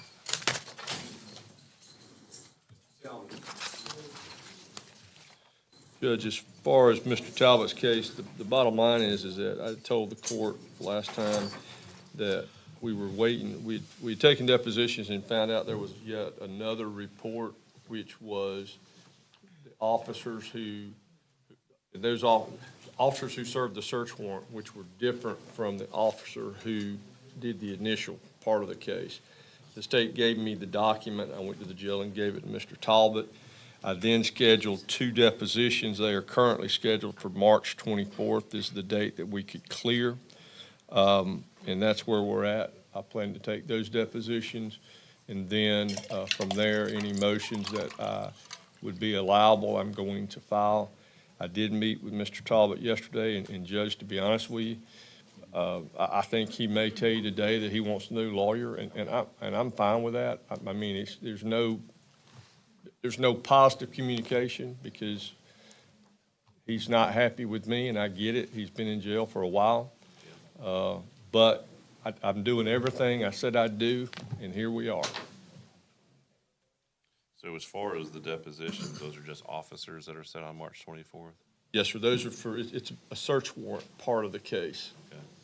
Have they been served? Judge, I don't know that they have been served. I know that I signed on the 13th, and so probably the way it works is we sign, and then staff emails. This is real nice. You can email it all to the sheriff's department now, and they're pretty good about getting them served. It's an agency. All right. Mr. Talbot, anything else you want to tell me? Just saying, like, I'm not familiar with the laws and stuff, Your Honor, so I understand Mr. Nose is doing the best he can. The charges I'm in here are bogus. I've been in here for 30 months now, sir. And I don't know what's going on. Like, he's telling me the state's constantly doing this, and I don't see what's the holdup. I'm still here. All right. Saying, me personally, I want to go to trial. Okay. The only thing I am guilty of is my VOP. I was already violated before these charges got put on me. Okay. You were already violated? My probation was already violated, yes, But sir. you hadn't been proven to have violated your probation Sir? at that point. You haven't been proven to have violated your probation before. I was going to court on it, sir. Yes, sir. I was supposed, before I... I'm just trying to make sure I understand. Yes, sir, yes, sir. Before I FTA'd on my court date, I was supposed to get 11/29. All right. Mr. Talbot, I'm going to go ahead and give you a little bit of advice. It's not legal advice, but just make sure you Yes, sir. understand. Everything that you say in here is recorded. Yes, so if sir. you admit to things, Yes, sir. and the state attorney's sitting over there and hears them, that if we come back to court, they could just play a video of this and like, Judge, he already said that he did all this. So you might want to be careful about just blurting things out, which is why you need a lawyer and you need to talk to him. Yes, sir. I understand it's taken some time, but Mr. Nopes is in my courtroom all the time. I rarely hear anything as far as something that's taken too long and would be attributed to him. And that doesn't even mean it's true when it is made, that allegation's made. These cases sometimes take longer than others. Unfortunately, there's been some witnesses who haven't been disclosed because of some confusion. I can tell you, one of the benefits of me being able to be in this division right now is I've done this work. I've been a state attorney. I've been a defense lawyer. I know how these cases sometimes pan out. Yes, sir. And no matter how diligent the prosecutor and the defense lawyer are, sometimes things just happen. 30 months is outrageous, though. So we're going to make sure that after these depositions on March 24th, everybody's ready to go one way or the other, whether it's going to be some sort of plea agreement, a trial. I want to get these cases resolved. I think I've said it every docket we've been here. I don't want to be here till 7 o'clock at night on every court date. And I don't want people sitting in jail or sitting out in the audience all day on these cases. We just have to be able to do more with it. But just understand we're trying to move these cases faster than they've been moved in the past so that we can get resolutions. But Ms. Leone, anything you want to chime in as far as the state's concerns or position on this The case? state is ready for trial, so. Okay. But you've got depositions set after the trial period. Yes. Well, I mean, if they're witnesses, I think he's got a right to depose them, right? My concern is just that these should have been deposed 2 years ago, so. Well, Didn't know about these witnesses until they provided me a new report that was 30 pages long after December 26th. Were they listed as? Had he scheduled the deposition 2 years ago, then he would have known then that he needed the other witnesses, but. So it's his fault he didn't know about the witnesses that weren't disclosed because he didn't do a deposition? Well, I didn't know it either. We both discovered it at deposition. I understand. Yeah. But so let's, everyone should be able to say, I made a mistake on these things, or I didn't get things done. But if nobody knew about the witnesses, then how's he supposed to prepare the case? I'm not blaming you, Miss Leone, or the state, because y'all didn't know about them either. I talk about this all the time. I think y'all find out more about your cases at depositions than we do sometimes. And I just want to make sure that you understand that, agencies should be turning these things over or making sure you have them, because every time you go to a deposition, you're finding out, we didn't know about this witness. State attorney didn't know about this witness. I mean, it probably happens half the depositions that happen. But, so I'm not trying to blame anybody for it. I just want to get it done so we can get these done faster and only do them once. Okay, all right. So I'm going to continue the case, Mr. Talbot. I think everyone's on the same page that they understand that the court would like this case done the next cycle. So if there's any concerns about these officers appearing, whether they're at training or off those days, let's see if we can kind of be a little more diligent to make sure they're going to be there and not be waiting until they don't show up, just because this one is that old and needs to be resolved. All right. Thank you, Mr. Talbot.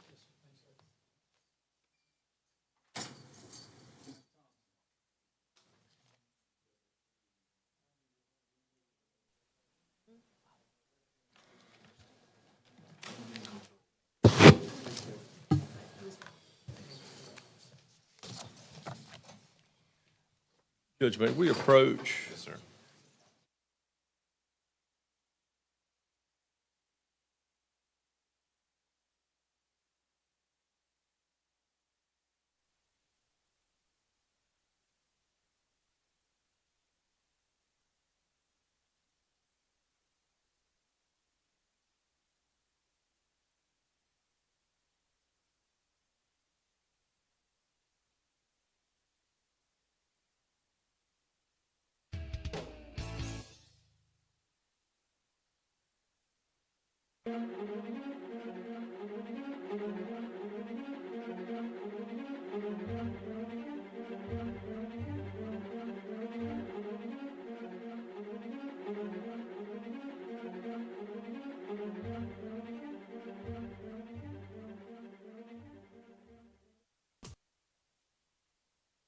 Hi, I'm Wanda Roberts. For the last 20 years, I've been helping the residents of Northwest Florida buy and sell their properties. My office is just 1 block south of the courthouse in historic downtown Crestview. Give us a call at 850-398-5389.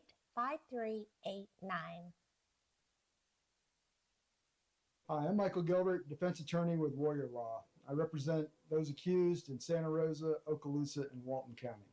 If you or anyone you know has been accused of a crime, give us a call. We can help.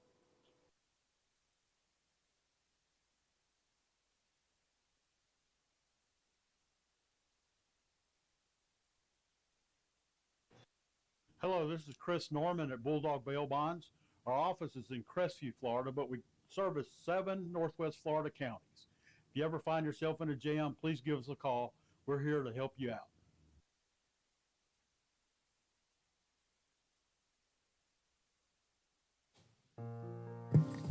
So, Judge, on Mr. Thompson's case, I'm basically asking to continue it. It's a fairly new case. I don't know that I've gotten a lot of discovery in, and I need to get it in and meet with him. It's been a bit of a problem at the jail for some reason. I'm not blaming him, but because of his medical conditions, I've gone out and he's not been physically able to come see me. They don't necessarily tell me that. I just sit there and nobody shows up and I finally have to give up. Or they just don't bring him out. I went yesterday. I was there for 2 hours with other people, waiting and waiting and waiting, and they never brought him. So I'm not beating them up. I'm just saying we need to continue it. Despite, I think, common thinking, I don't have a whole lot of ability to control the jail. I can tell them when to bring people to court and things like that, but I can't just call over to some captain or whoever and say, hey, make sure this happens. But Mr. Nobes, if you talk to someone over there, maybe they can I will. express my frustration that if you can't talk to your clients, then we can't really proceed in court cases very well. But Mr. Thompson, I think we're also going to have you come back next week potentially to talk about your status over there as far as a bond motion. We'll have some time for that next week. We're just trying to coordinate that now based on the discussion. Yes, sir. I got a bond on everything except the FTA, and like I got the hospital said when I just got released maybe 2 days ago, I got this extensive physical therapy I got to take. So, if with the courts would please consider. Like my family's going to take care of me if I do get a bond. We'll talk about it next week. Everyone has to be put on notice as to what we're talking about. So Mr. Nopes is going to file a motion. We're going to set it for a hearing someday next week, probably Thursday the 6th. And then everyone can tell me what's going on that day. I think we could probably squeeze you in morning or afternoon if that works out. Thank you, sir. Judge, if we could do 1:30, that would work better with other things that I've got scheduled. I don't see anything that I've got anything set that morning if that works. I'd like to keep everything in the afternoon if we can, but. Well, I could do the morning. I don't want to force everyone to do the morning if they're not ready for it. I thought we had something on the morning already. So afternoon? Shoot for the afternoon, but if everyone agrees, we can potentially do the morning as well. I'm not available until 11:30 on. Okay, let's just say the afternoon then. Okay. Maybe at 2 o'clock or later, just because we have arraignments at 1:30. Okay. Fair enough. Thank you, sir. All right, thank you, Mr. Thompson. And Judge, if we just continue to pass Mr. Kessler, I'm going to meet with the state. Hopefully you'll take a break. So we're going to put him for April 30th, though, for his case, but once you set something else, we'll address it next week. Yes, sir. All right, I wrote just that want to down. make sure that was clear. Mr. Riosty. All right, Mr. Riosty. Oh, good, it's mine, most of them. Call Mr. Miles first, since he's already been handled. They're bringing Mr. Douglas out. I think he wants to have Miles brought back up. Remember, we kept him here in case. Okay. All right. Your Honor, Christian Douglas is before the court in 2023 CF 111C. And I know I had stated to the court that I was, I still need some time to work on getting the phone records. I've had some difficulty with it. Okay, what's the difficulty, Mr. Riosty? Because we talked about this last time. I've got that note. Defense needs cell phone records. We talked about that December 30th. I mean, I have to get with Ms. Turner, get the phone, find out. I don't think it's Ms. Turner's case. It's my case, sir. I have to get with the state and get the phone, and I'm unsure if what the service provider was at the time, and I was. Well, what do you need? Do you need cell phone records from the cell phone I need company? GPS. If you could let me finish. Or do you need the records that are actually on a physical phone? And I'm unsure of that, Your Honor. I think the GPS data is on the phone, and Is the state in the possession of a phone? Not the state. The investigative agency in possession of a phone? No, Your Honor, there was never a phone download of the defendant's phone. Okay. And, Your Honor, the state is ready for trial. Okay, and so, Mr. Riosty, there's no phone. That is what they're saying. Is that your understanding? That's not my understanding, Your Honor. Okay. So who do you think has the phone? He was in possession of a phone when he was arrested. The investigator took 3 of my phones. I'm not aware of. You all had depositions on the investigator? We have prior to, Your Honor, I am like the 6th, the 7th attorney on this Okay, case. were depositions taken? I believe so. Do we have transcripts? Yes, Your Honor, they were shared at the time the depositions were taken. I still ain't received the transcripts. All right. Have you read the transcripts, Mr. Riosty? I've read the transcripts and I've had some difficulty in finding out from my colleagues which court reporters were used for the depositions and. May I, Your Honor? I will share all the transcripts that I have today with Mr. Riosty. I understand this is a pretty serious case. And frankly, I could say all of them are serious, but this is obviously because of the level of offense that's been charged. The case is over 2 years old, and we're still talking about relatively basic discovery issues.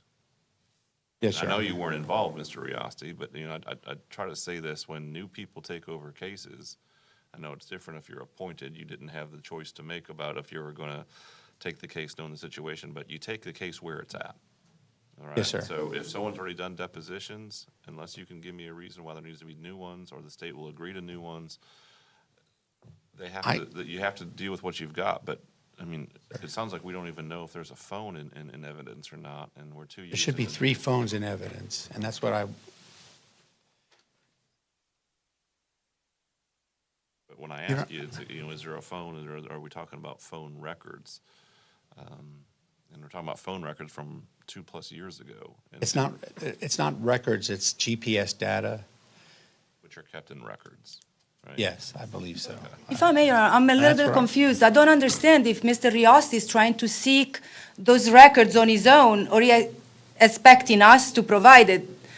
This is why I think that his request is not that clear.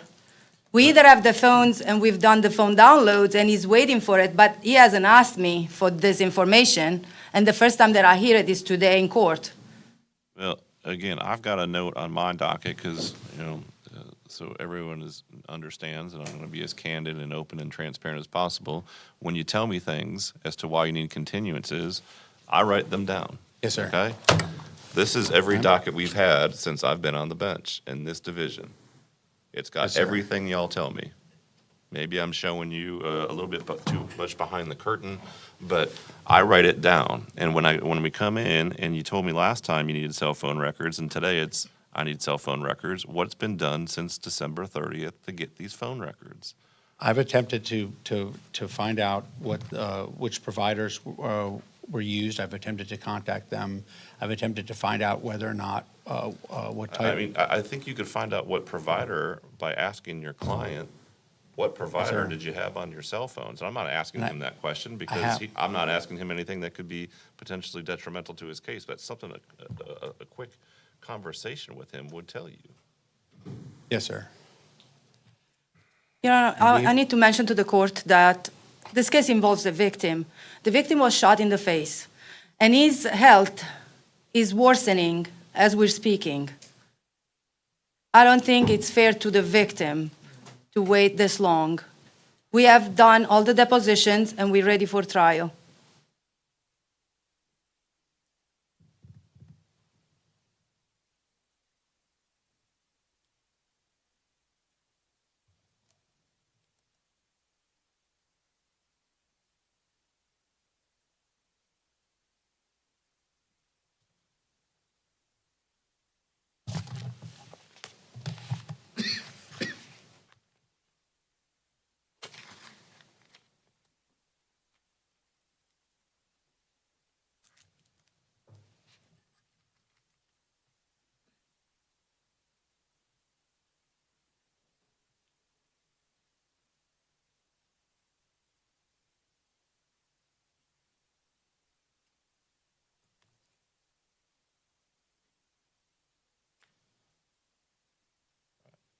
So, Mr. Riasha, you got appointed this case in August of '24, correct?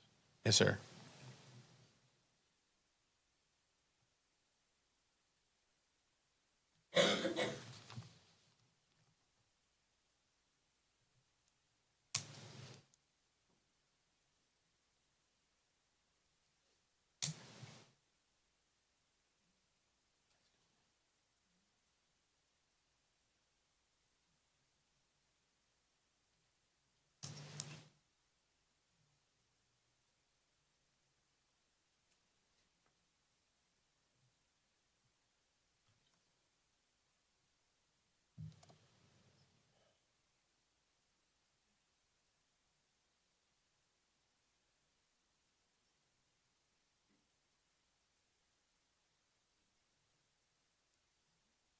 It looks like there was a amended discovery that was just filed a couple of days ago. Yeah, the medical records. The medical records were already shared prior. Those are just records, people, or those people testifying. No, the people that I listed, Your Honor, are the doctors found in the medical records. At most, if I'll just need one. We could even stipulate. I would just need the doctor to come here to introduce the records. But if we stipulate, we don't need any witness. Trying to make sure that everything's being looked at. Correct. I understand.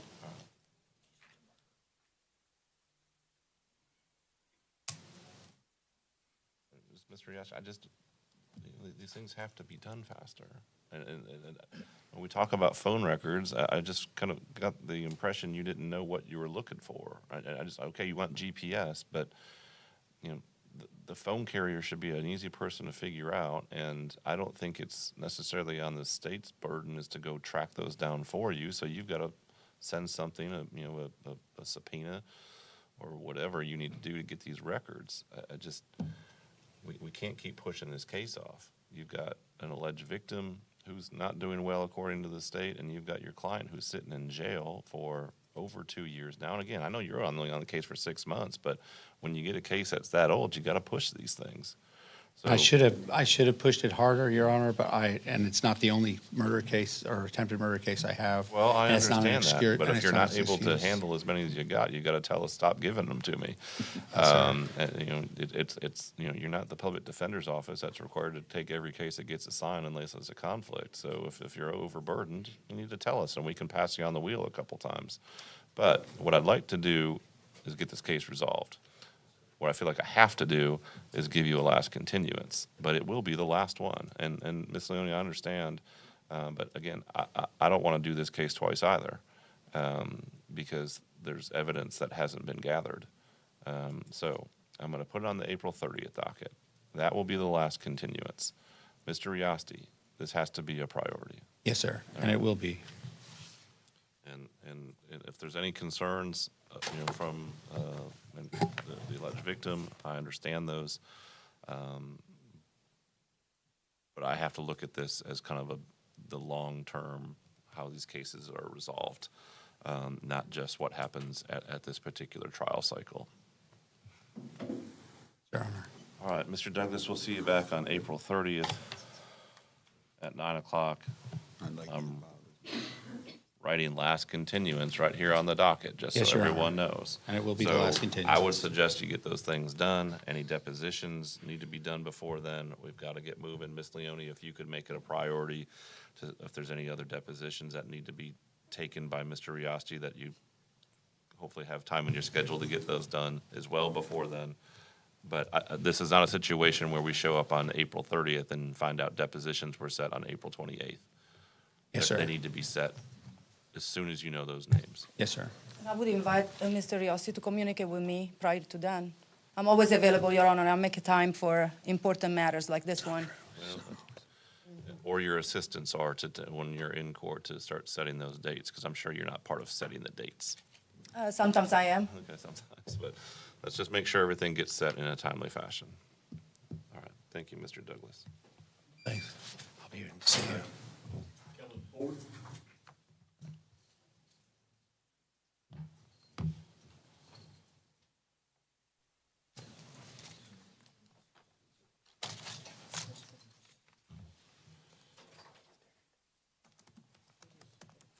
Ford.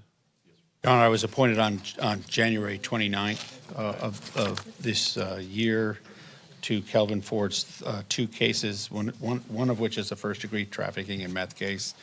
And I've already met with him, gone over the evidence that I have as of right now. But I'm asking for a continuance on this case to the next trial cycle in order to. No objection, Your Honor. First time. All right, April 30th. Mr. Ford, we'll see you back on April 30th. So Mr. Riossi can get going on your case. He just got appointed last month. Yes, sir. Thank you.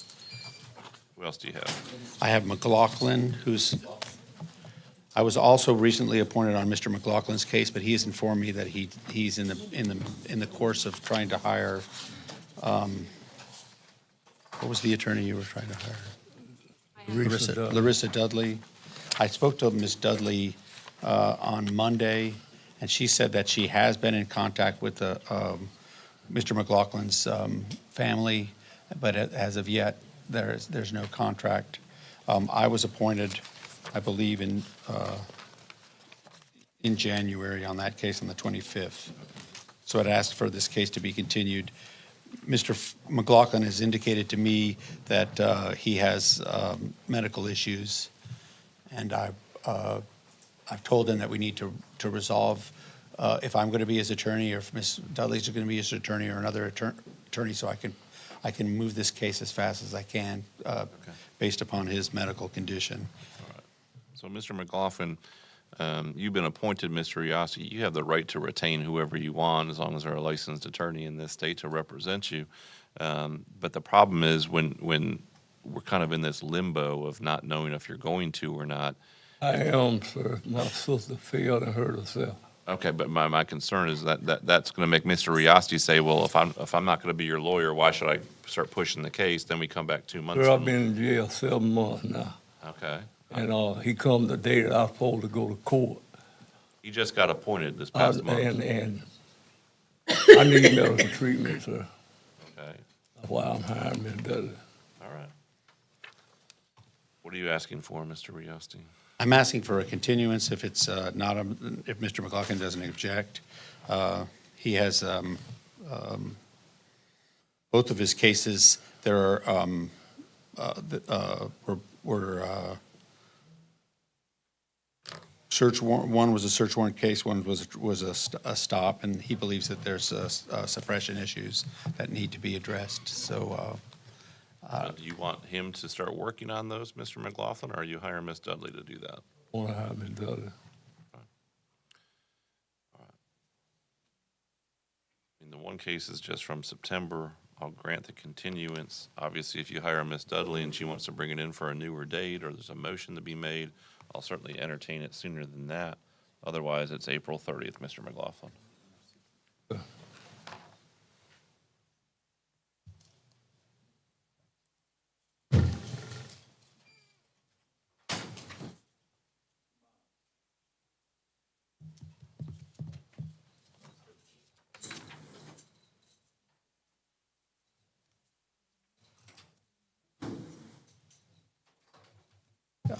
Joseph Riossi for Anthony Miles, who's present before the court in 2020 CF 1370.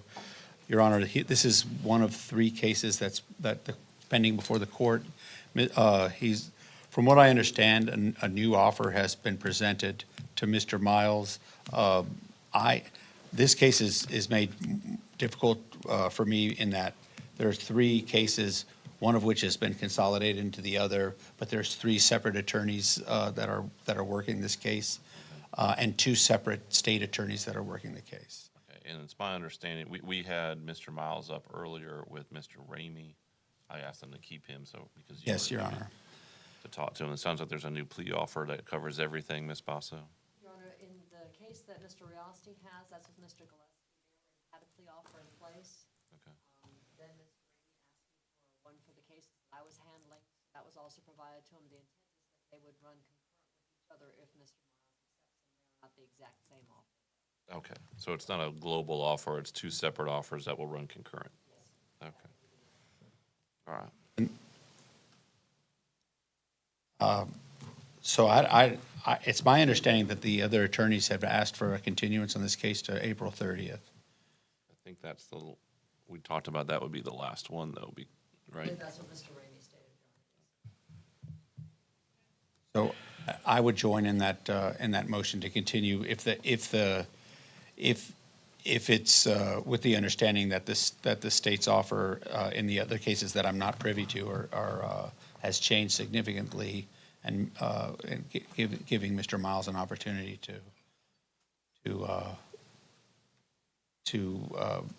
and I'll try to get with Mr. Ramey and Mr. Henderson, Tony Henderson, to coordinate. I think that if Mr. Miles pleads to these cases, he should plea to all of them at the same time. Okay. That's my suggestion. Any objection to the April 30th as a? No objection, I understand. Okay. All right, April 30th at 9 o'clock, Mr. Miles. Again, obviously, you come up with something that resolves the cases, and y'all want to collaborate and bring it in earlier, you can certainly try to do so, but until then, your next pretrial is going to be April 30th, 9 o'clock. Can you come and see me in the back? I just wanted to show you know this is like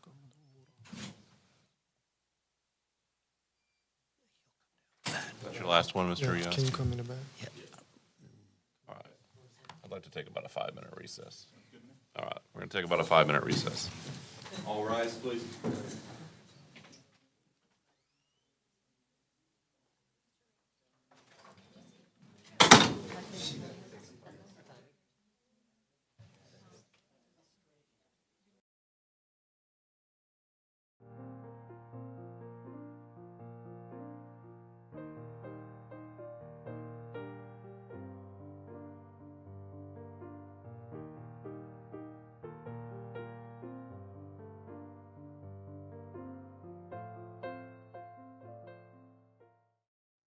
Congratulations, Crestview's very own Dixie Dan Powell of Powell Injury Law for your recent jury verdict of 11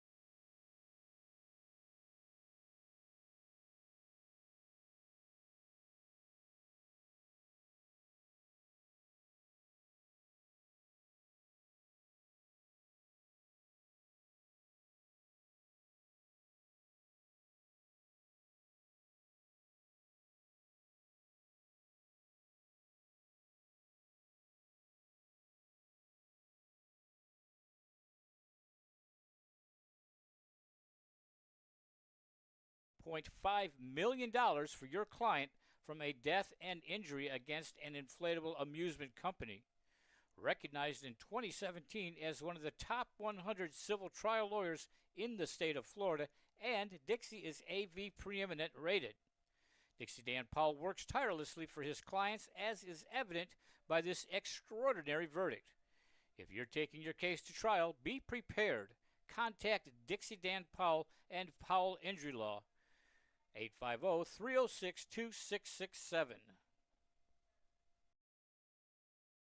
Back Home Bakery Cafe is 2 blocks from the courthouse on Crestview's historic Main Street. We serve handmade pastries, espresso, and lunch items, and we're open Tuesday to Saturday from 7 a.m. to 4 p.m., serving lunch from 11 to 2. We hope to see you soon.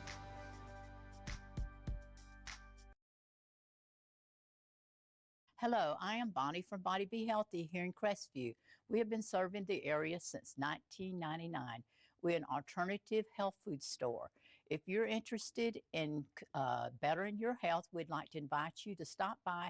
We're located in Court Plaza. Stop by and let us help you be healthy. I'm Amanda Gaskin with Briar Patch Realty. Helping qualified heroes save money is my passion. When I help a hero buy or sell a home, they receive a check from Homes for Heroes. Check out amandasheroes.com for more information.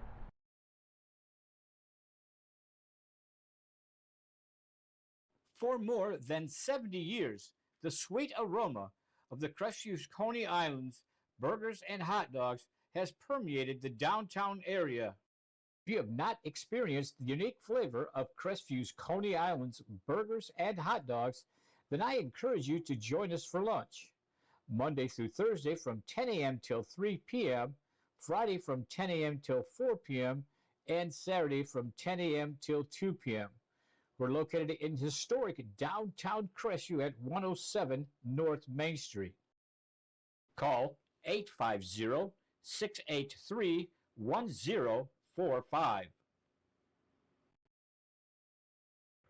CQ Roofing, your hometown roofer since 1999. We're state licensed and insured, family owned and operated with 24 years of local service. We specialize in shingles and metal, re-roofs, repairs, and leak specialists. For all of your roofing needs, call us today or visit our website at cqroofing.com. CQ Roofing, your hometown roofer.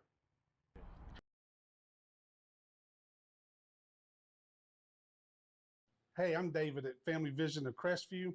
We've been providing excellent optical service for Northwest Florida for over 34 years. Come in and let us take care of you.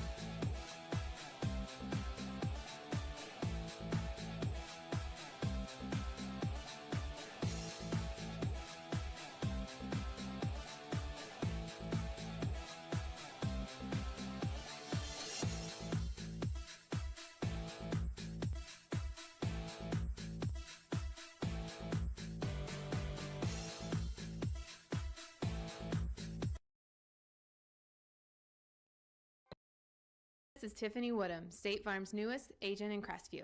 I'd like to personally invite you to stop by my office for a no-cost policy review. Let me help you start saving today. Call in, walk in, or click.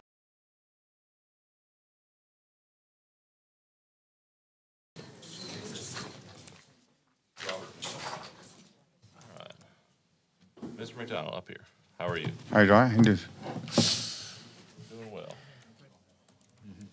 Let me just make sure we discuss this. We previously have gone through a Ferretta hearing in Yes, order sir. to make sure that you want to represent yourself. Do you still want to do that today? Yes, sir. All right. Do you still feel that you can do so without the need of a lawyer? Yes, sir. You understand the advantages of having a lawyer? Yes, sir. Okay. Knowing those advantages, you still want to go forward on your 2 felony cases without a lawyer? Yes, sir. All right. So nothing's changed from the last time we talked about this? We still good, Your Honor. All right. I just want to make sure, I'm going to do that every time we come into court where you're not represented. I'm required to. Yes, sir. It's not me trying to force you into anything. I just have to make sure that at every critical stage of your case, and even ones that maybe aren't as critical, I'm going to ask you those questions to make sure this is what you want to continue to do. Yes, sir. I understand that. All right. All right, we're here for your pretrial, I believe. You've filed some other things in your case. Yes, sir. In the, just for the purpose of the record, Your Honor, in 2917, 24 CF 2917, which is the new case.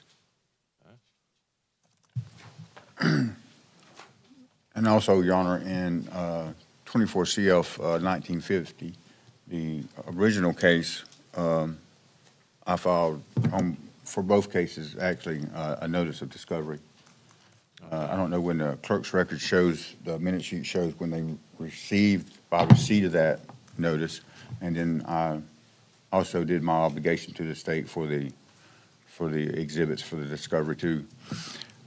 Also, you're saying you filed your reciprocal discovery? yes, sir, I did. My reciprocal, yes, sir.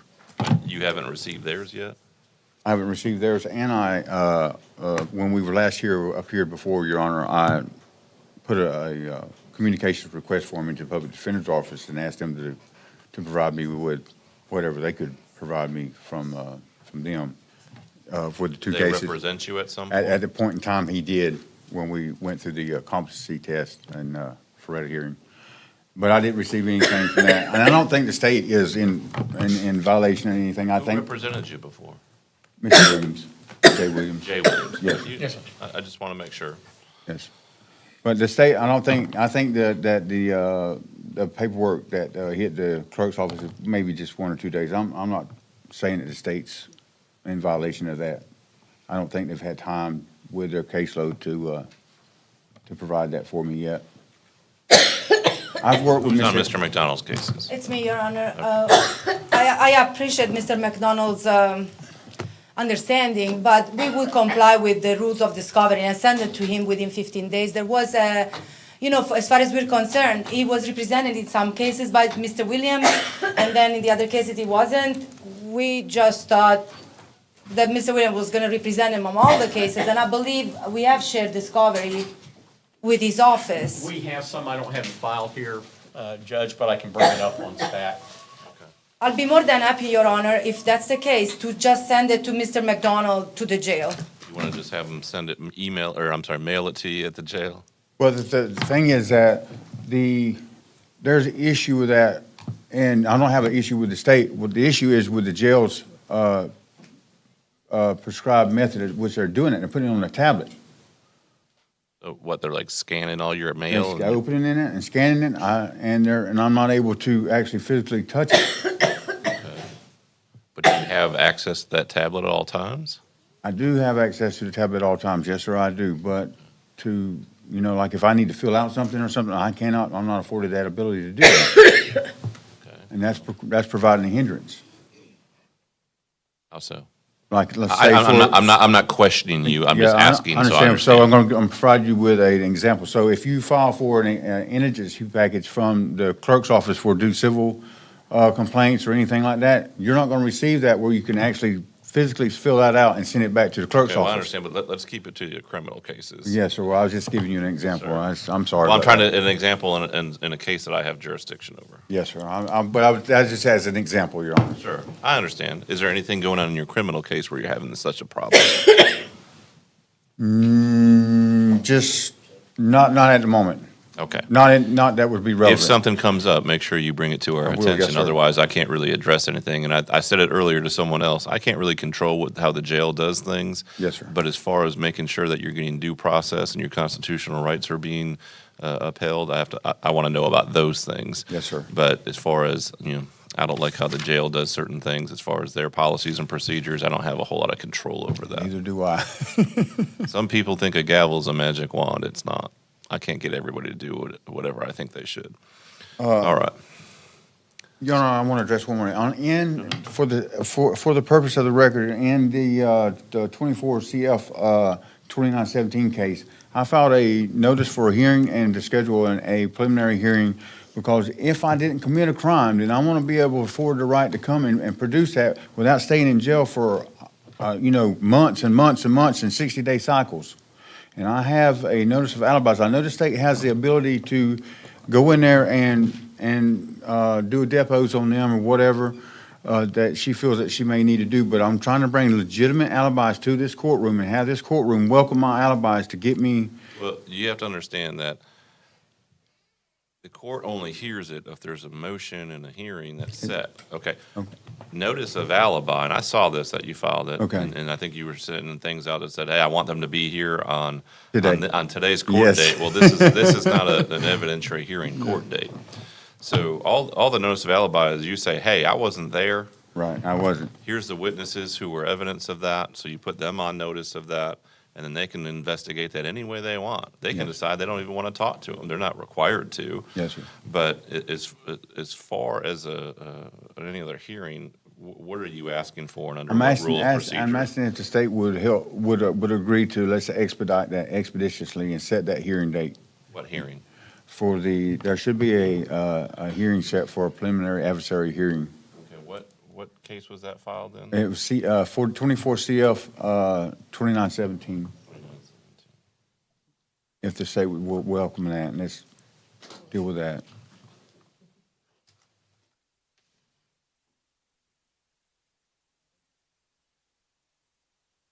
Is this your writing on the pages that you're sending in? Yes, sir. Okay, because it looks like there's different. You write in different fonts sometimes. Some of them are harder to read for me. Yes. So I just want to make sure that I'm getting everything that you're asking for. All right. Mostly all capital. Well, I write in all caps too. Yeah, I do too. but some of yours are kind of squeezed together a little bit. So I'm not trying to be critical. I just want to make sure I can read everything. All right.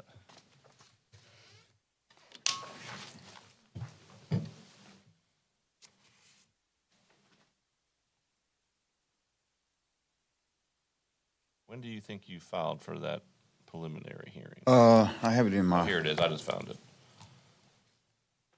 And again, don't take this as critical, Mr. McDonald. You filed a lot of things, and I got a lot of emails, and they come in. I try to read them, everyone, the day it comes in. As soon as I understand that, Your Honor. But I just want to make sure what you're asking to do.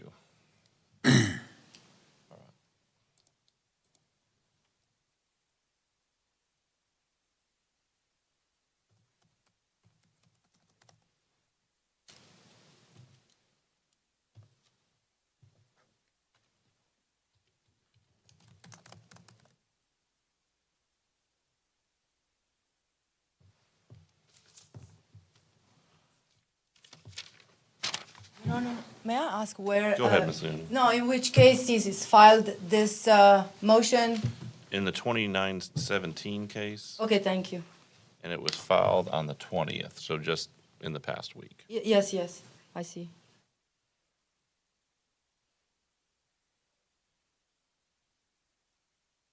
My computer is just kind of Okay, Your Honor. thinking really hard right now.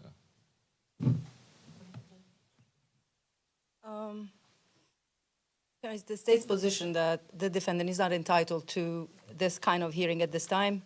That takes place when the state doesn't file charges for a certain amount of time. And in this case, we did file within the time stated by the I'm rules. trying to pull it all up, but my computer has decided it doesn't really want to work anymore. Your Honor, when I orally pronounce and go and amend it and correct it for the proper hearing. Of course, Mr. McDonald. Is there anything else that you want to address today? Yes, I would like to see if the court would grant me leave to subpoena the alibis Subpoena them for what? for the hearing. For what hearing? For the, it would be basically like a preliminary probable cause hearing, a second one. Well, there's already been a probable cause determination. That's done at first appearance. Yeah, but what I'm trying to say is that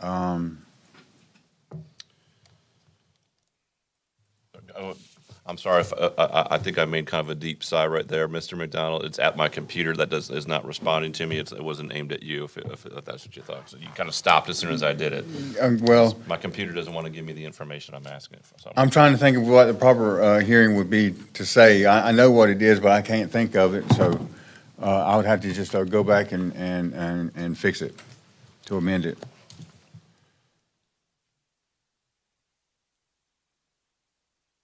All right. Well, I'll certainly let you do that.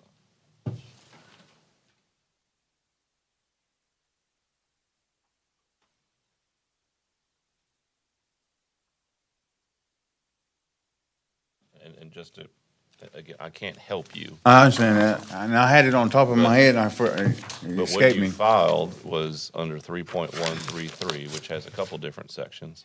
Yes. First of it talks about basically what is a first appearance, a non-adversary probable cause determination. But what you're talking about is an adversary preliminary hearing. Yes.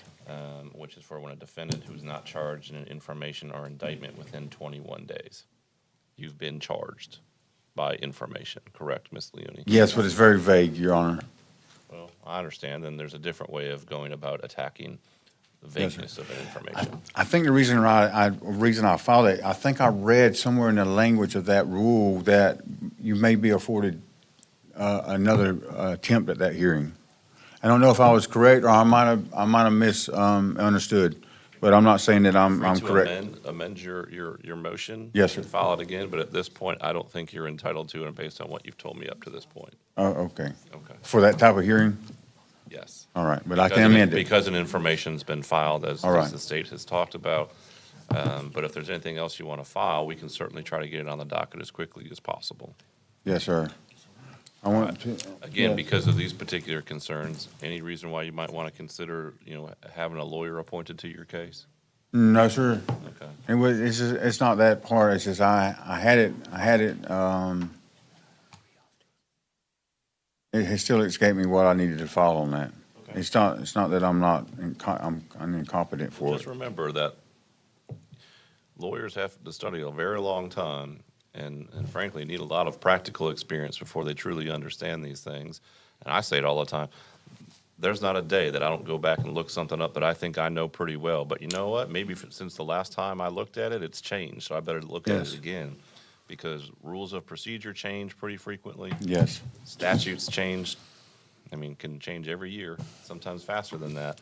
So we always want to go back and look at them. That's why attorneys who are required to brush up on these things, go to continuing legal education, are such an advantage in these I circumstances. think it's a pretrial conference. That's what today is. Yes. Today's Or pretrial where we file for an evidentiary hearing Evidentiary hearing on what? on the count two on 2917. I don't understand what you mean by evidentiary hearing. To bring a probable cause. To see That's already if- been determined and you've already been charged. I understand that, Your Honor, but what I'm trying to say is that if I'm innocent of the count, I need to bring that to. That's what trials are for, sir. Right. So, if you tell me specifically what you want and under what rule, I'll certainly consider it, but I can't tell you what you could file or what you should file, because then that would be me giving you legal advice. Yes, sir. For the same reason, I wouldn't say that to the state attorneys. I understand Don't that. you want to file this? If I did that, I'd probably be taking a trip to Tallahassee to explain that to some of my superiors, so. I just go back in a minute. I'll do it properly. I know what to look for. I just, The one thing I would suggest, and I would say this to any lawyer who appears in front of me as well, make sure you're looking at the most recent and updated current statute. Yes, sir. I will. Back there, you may find, I found this thing, but it's from 2022, and the law changed since then. yes, sir. It happens. I've seen lawyers do it. I've done it myself back when I was a practicing lawyer, I'm sure. So, all right. Anything else that you want to do today? No, sir. Okay. So, since y'all are going through the discovery process, I can put you on another pretrial. But again, if you've got another motion you want to have heard, I have different days for that. This is not usually the day for this. Okay, But yes, sir. because you're pro se, I wanted to make sure I knew exactly what you were asking for today. So Yes, I've sir. asked you more questions than I normally would in a case. But I'm going to put you on the April 30th date. That's our next pretrial date. But again, if you want to have a motion heard, make sure that you ask for that in anything that you file, and I'll do my best, because again, when you file something as a pro se person who's incarcerated, I get an email about it. So I've read everything that you've got, and I try to look at it, again, within an hour or two when they come in, just to make sure if it's something that has to be done in a timely fashion, I handle it in a timely fashion. Yes, sir. So just make sure you're asking for a hearing. I'll get that set on our next potential docket where we can have that, and then we'll go from there. Yes, sir, I will. All right, any other questions, Mr. No, sir. McDonald? Thank you, Your All Honor. right, and again, I'm going to ask you next time if you want a lawyer. I'm going to do it every time you come in front of me. So if you want me to consider that even before our next court date, send something that says you'd like to have a lawyer appointed. Yes, sir. All right, thank you, Mr. McDonald. Yes, sir. Thank you. Have a good day.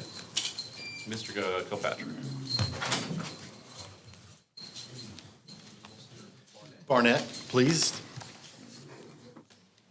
I have a plea to send to the court, Your Honor.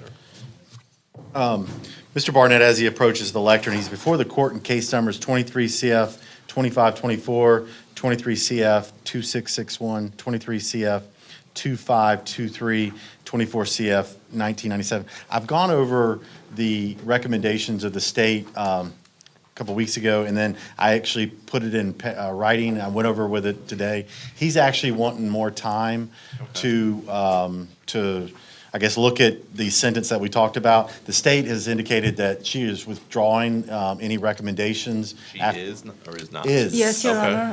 I am withdrawing that offer, and I'm ready for trial on the case, the trafficking case. If you can help me, Mr. Kirkpatrick, with the number. That's going to be the 23 CF 2524. We've done depositions, we have all the evidence, and I've issued subpoenas. And Judge, with that said, my client does want to take advantage of the recommendation. Okay. If you'll sign right there. And then right there. There's 3 cases, right? 4, Judge. I'll call them out for the record again. I'm sorry, here it is. Sometimes in this docket, they seem to be on 1 page less than it should be, so. If I may approach, Your Honor. I've got the written executed plea agreement, and then I also have the score sheet attached. All right, come on up. Thank you, sir. All right.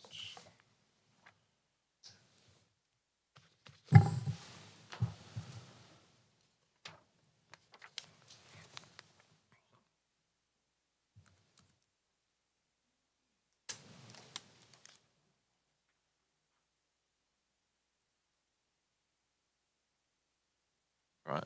Mr. Barnett, if you could raise your right hand. Do you swear or affirm that the testimony you're about to give is the truth, the whole truth, and nothing but the truth? All right. Can you state your name and date of birth, please? Barnett, 11/24/85. Thank you, Mr. Patrick. All right. You're here in 23 CF 2524, charged with trafficking in fentanyl, 4 grams to 14 grams, which is punished by up to 30 years in prison. And 2 counts of possession of a controlled substance, 3rd-degree felony punished by up to 5 years in state prison, and resisting without violence, 1st-degree misdemeanor punished by up to 1 year in county jail. In 23 CF 2661, you're charged with 2 counts of possession of a weapon by a convicted felon, 2nd-degree felony punished by up to 15 years, and another controlled substance charge, 3rd-degree felony. 23 CF 2523, charged with fleeing to elude. 15 years maximum for that charge as a 2nd-degree felony, as well as the intimidation or threat to kill, which is also a 2nd-degree felony. There's an assault on a person 65 years of age or older, which is a 1st-degree misdemeanor, and a driving license suspended, 2nd-degree misdemeanor, 60-day maximum. You put 60 here. I just want to put days, so that's clear. Right, he's just giving. I'm just reading you all your charges so Right, you that's understand not the what's agreement here. with the sentence, okay. And then 24 CF 1997, you're charged with tampering with evidence, 3rd-degree felony, criminal mischief over $1,000, 3rd-degree felony, and resisting without violence, 1st-degree misdemeanor. I've been handing a plea and sentencing agreement that calls for 7 years state prison on the 2524 case and 5 years state prison on the rest. Are these all to run concurrent, Ms. Leone? Concurrent, the 7 years is minimum mandatory. Okay. All right, here it is, all cases to run concurrent. Just wanted to make sure that was clear. Yes, Judge, All I right. put it a couple times in there. Well, sometimes people will put it concurrent to mean concurrent within a same case as opposed to all cases. That's normally what's done, Mr. Kilpatrick, but I appreciate you pointed out several times just to make sure that I see it's all there and everyone's on the same page. Mr. Barnett, did you go over this plea and sentencing agreement with your lawyer, Mr. Kilpatrick? Yes, sir. All right, did you understand it? Yes, sir. If you had any questions, did he answer them for you? Sir. Did you sign it? Yes, sir. I just need to hear you Yes, out loud. sir. It's okay. Is this what you want to do today? Okay.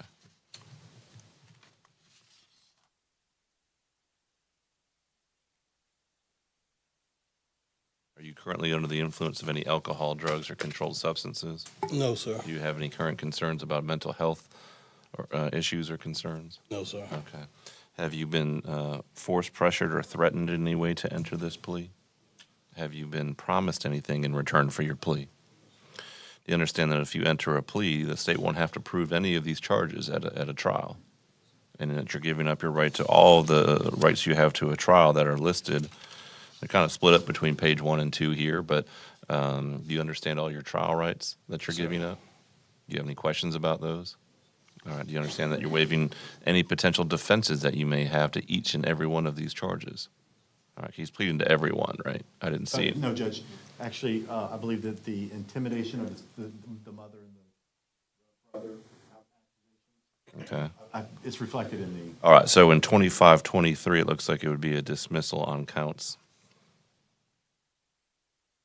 2 and 3, which are the intimidation and the assault charge. That's correct, Your Honor. The state dismisses those two. Okay.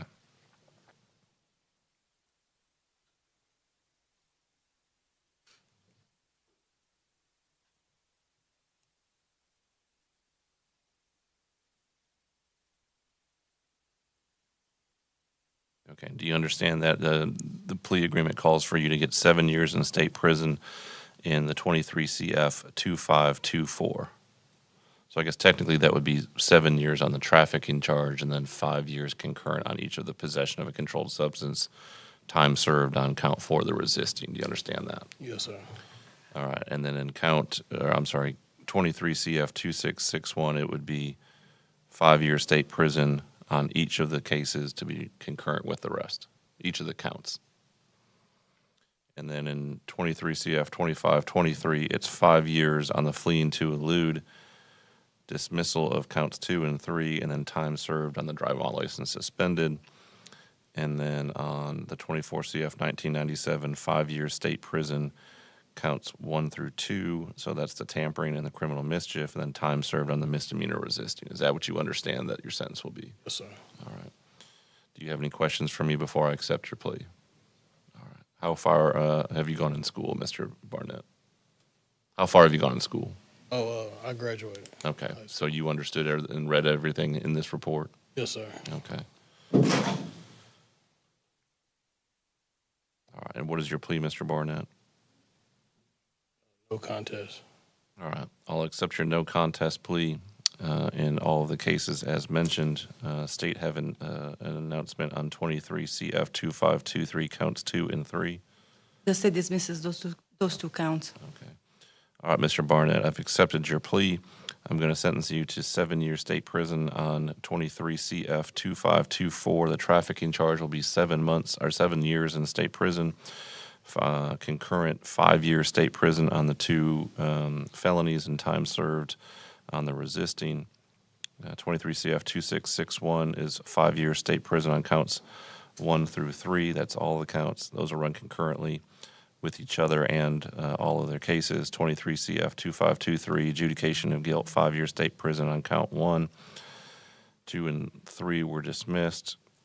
Time served on count 4. 24 CF 1997, adjudication of guilt, 5 year state prison on counts 1 and 2. Time served on count 3, again concurrent with each other and between the cases. As far as court costs, Should also be a fine, statutory fine, I can find out. It should be. I'm sorry, say again. There's a $50,000 fine. Okay, I think it's listed as in the maximum area, but it's not on the particular charge. So I'm going to write that in there. Do you understand that's a minimum fine, Mr. Barnett? I'm going to have to fine you $50,000 on the trafficking charge. Do you understand that? Sir. It's minimum mandatory. It'd be illegal for me to not do it. Does that change anything that you want to do here today? No, sir.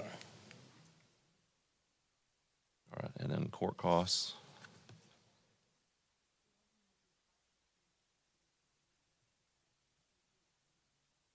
Okay, so $515 in court costs on 3 of the cases, $548 on the other, as just announced. Be again adjudicated guilty across all counts, all cases. Of course, for the record, he'd be receiving all credit for any time that he's already served. Credit for all time served. Your Honor, if I may insist, the 7 years should be minimum mandatory. I didn't hear the court announcing that. All right, 7 years is minimum mandatory. I think all that tells me is I have to give him 7 years. I don't think that changes anything on credit unless the statute specifically says he has to serve day for day. No, Your Honor, Not credit, but gain time and Gain things time. like that. No, I didn't hear Your Honor announcing minimum mandatory after you pronounced the 7 years. I just wanted to make sure that the record is clear that it's minimum mandatory. Okay. Minimum mandatory 7 years on the trafficking count. Thank you. And I do want to remind the court, he does have a pending case in Walton County. We'd ask that he be In Walton County? Walton. as a hold. I think we had this come up earlier. I'm certainly fine with him leaving to go to Walton County to handle his cases. Are you handling that case?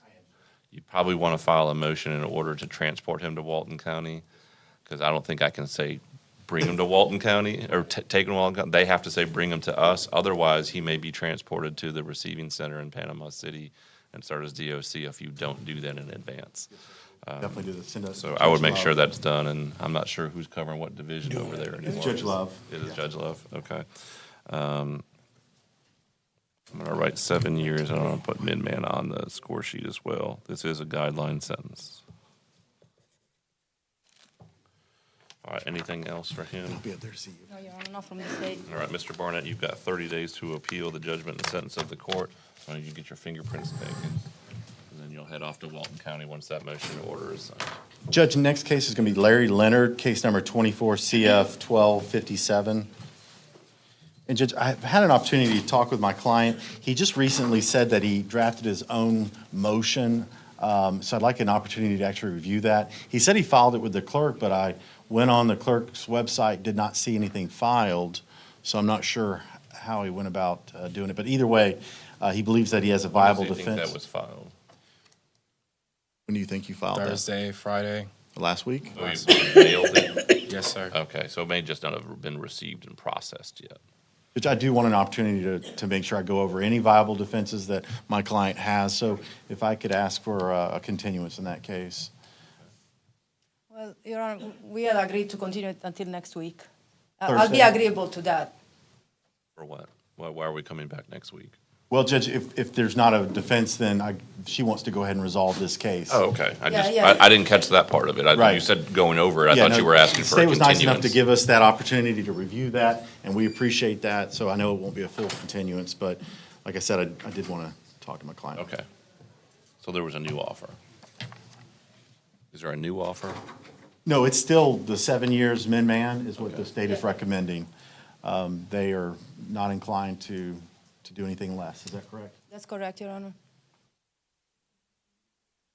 This is the one we had the pretrial detention hearing on. That is correct, Your Honor. All right, March 3rd, is that what you want? No, I think, Mr. Kirkpatrick, you told me you, I'm actually in a jury trial Yeah. Monday the 3rd. we were thinking about Thursday, Your Honor, any time, I You want guess. to put it in the afternoon then? That's fine. I mean, I've got the morning, I can put stuff, but I don't know if y'all are expecting to be there that morning. So I didn't want to schedule things unless you specifically want it in the morning. I'd say that if anybody is available, I wouldn't mind if I have to come in the morning. Okay. Well, that's up to y'all. Perfect. You want the 8:30, morning? 9. 9. Okay. That'll be fine. And he'll be transported, I assume. All right, so it's going to be March 6th at 9 o'clock. And without subpoenas. That is without Yes, subpoenas. yes, sir. Thank you very much, Your Honor. Thank you. I'll see you in the back. Can I speak with him in back?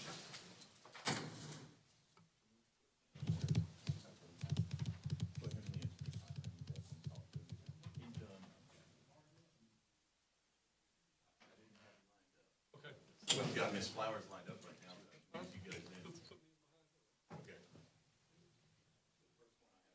Brian Brogan. All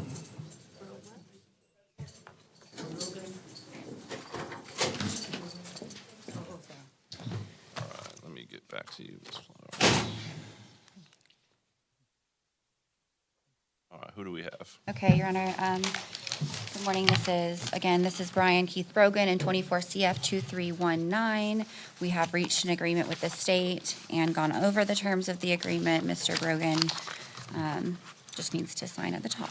Turn it that way. No. Yeah.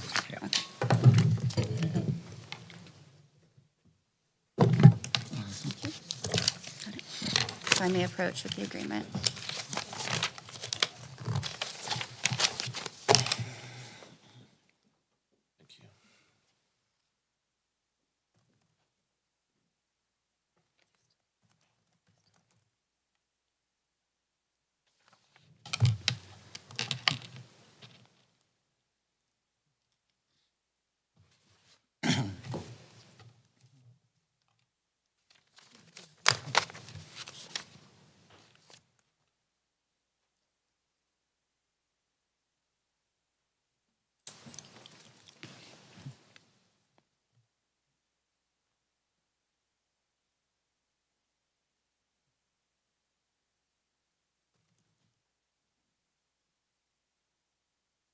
I just want to make sure the right statute is on here as far as what he's charged with. It just seems, sometimes these names come up with not quite what I feel they are. So I just want to make sure I'm announcing that. Charges 794,053, written solicitation of certain acts. Can you give me that 794? 794,053.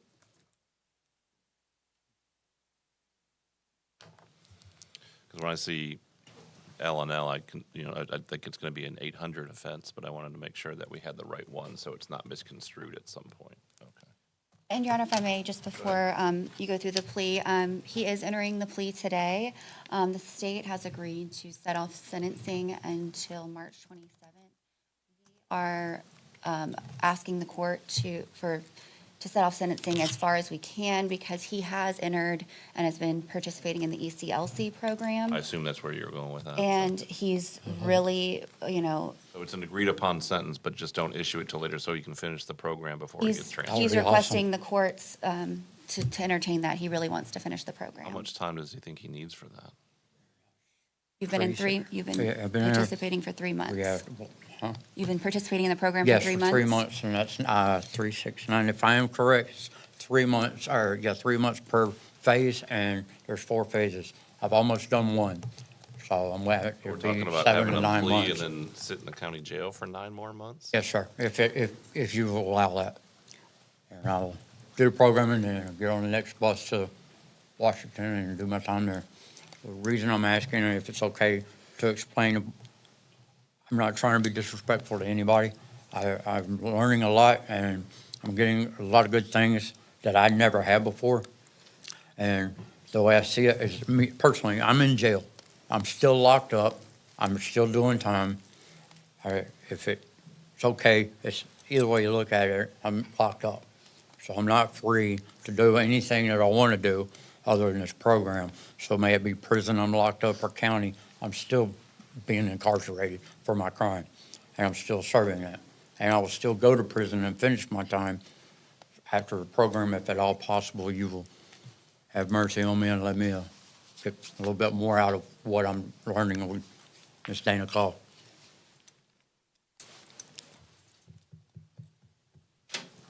State have a position on that? Judge, we didn't realize he had that much time left in the program, but from our perspective,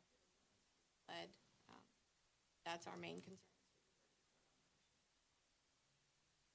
I'm not trying to give anyone, let me rephrase. I'm not asking for a fresh 1129 or anything. I'll The rules are different about withdrawing pleas before you've been sentenced instead of after you've been sentenced. So my concern is if, there's a motion down the road that's, 9 months or, 6, 8 months later that you ask to withdraw your plea, and then we got to come back and do it.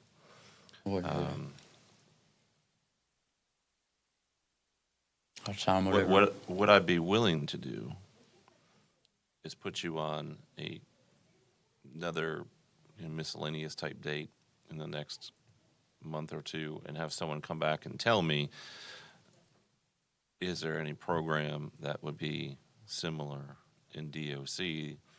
Because I can't work in a way where I'm burdening our local jail, which is, as you probably know this, Mr. Brogan, over capacity. I know the numbers. I think it's pretty significant from the last I've heard of it.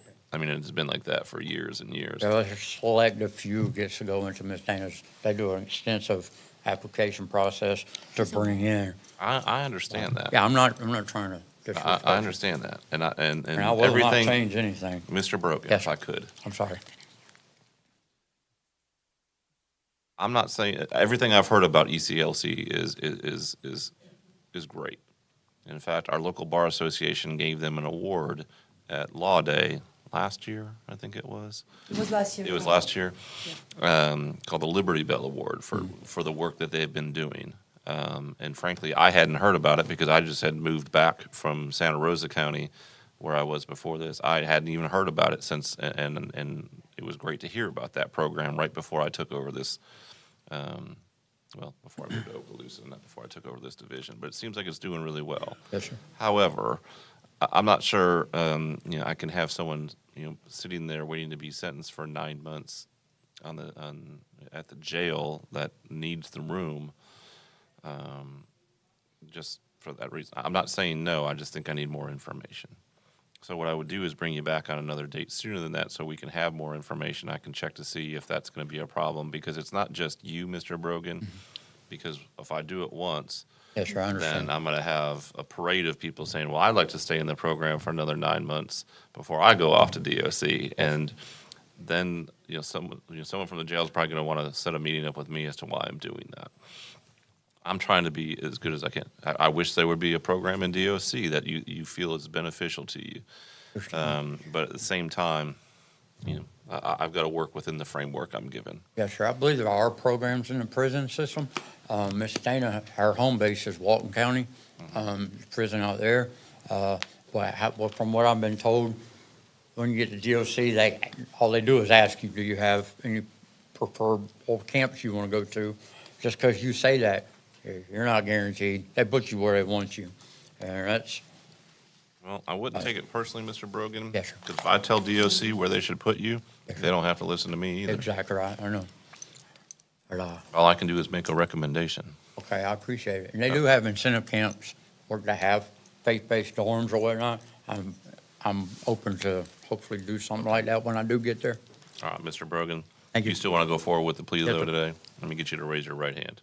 Do you swear or affirm that the testimony you're about to give is the truth, the whole truth, and nothing but the truth? Yes, sir. All right, you're here in 24 CF 2319, and you're charged with written solicitation of certain minors. In that case, I've been handed a plea and sentencing agreement that calls for 30 months of Department of Corrections, followed by 30 months of probation. That's sex offender probation. Do you understand that? Yes, sir. Is that what you want to do today? Yes, sir. Did you go over this document with your lawyer, Ms. Yes, sir. Flowers? Yes, sir. Did you understand it? Yes, sir. Did she answer any questions that you may have had? Yes, sir. Are you satisfied with her advice and representation? Yes, sir. Did you sign the plea agreement? Yes, sir. You looked at her. Well, I signed something last night, too, We signed it the other day, and I wrote it up the same way. I'm just having Okay. issues with that. All right. Yes. So, but this is your signature, Mr. Brogan? Yes, sir. Okay. All right. Are you currently under the influence of any alcohol, drugs, controlled substances, or No, sir. prescription medications? No, sir. Any mental health issues or concerns? No, sir. Has anyone forced, pressured, or threatened you in any way to enter this plea? No, sir. Anyone promised you anything in return for your plea? No, sir. You understand by entering a plea there won't be a trial? Yes, sir. And you're giving up all your trial rights, which are listed on page 2 of this agreement.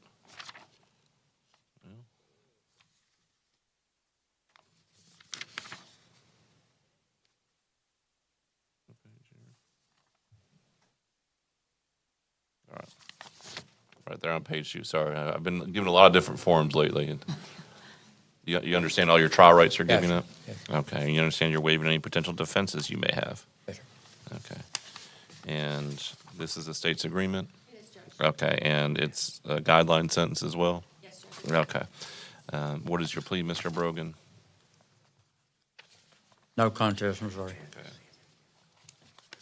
And that's what's indicated on your form. All right.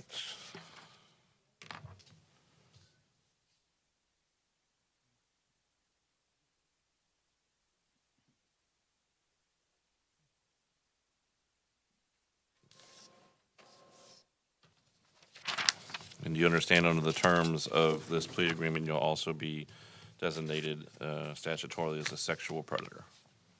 Sir. All right, then I'm accept your no contest plea is freely, voluntarily, knowingly given, and 24 CF 2319 adjudicates you guilty, 30 months in the department. Well, I'm going to hold off on the sentencing, and let's put it on the March 27th date. I'd like some more information, and probably reach out to the jail myself about this issue, because I know when the first date I came in, there was a couple people who were, can we pass it for 30 days for this kind of purpose to finish out the program, and I was fine with that. 9 months is a little bit different, so I'm going to see what I can figure out in the meantime, not just for your case, but all cases going forward, Mr. Brogan. Yes. So I'm going to bring you back on March 27th at 9 o'clock, and we'll address your sentencing at that point. And obviously, if there's any information you want to gather and give to your lawyer, that they can make sure that the state has it and I have it, so we can talk about it. But I just don't know if I can set up the jail to have people, again, it's not just you, it's everyone else who's going to want to do the same thing afterwards. And if I don't give them the same thing, then they're going to say it was unfair to them. So I'll certainly consider it, but we've got to talk about it. Can I ask you real quick? Yes, sir. If at all, I mean, I don't even know if it's possible, but you see how bad I want this program. Sure. Possible split sentence, kind of like saying, give me 1129 to finish the program and still DOC time after that. I don't think you can't do 1129. You can't do jail and prison on the same case. Okay, I didn't know that. All right. No. Well, there's no bad questions. Trying. Yeah, I understand. That program Mr. done Brogan. a lot for me so far. And I've heard great things from Feel people it's that they need a little feel more. that they're different people once they finish that program, Yes, but I've got to make sure I'm doing everything as I'm required. Yes, sir, I understand that. And again, Thank when I you say for your framework, time. I got to follow the law just like everybody else. And if I Yes, sir. start violating it, how am I going to hold accountable Thank other you for people doing what you're doing. that? Thank you, sir. We'll see you back on March 27th. All right, yes, sir. Good idea. Paperwork. You won't get it. For the court's position, he will be on GPS when he comes back. Yes, that's part of the designation. I hear you say that. Okay, I didn't, well, because technically I haven't, Oh, I know. technically I haven't sentenced him yet, so I didn't announce all the terms of it. For you, but you should be able to get it. All right, thank you, Mr. Brogan.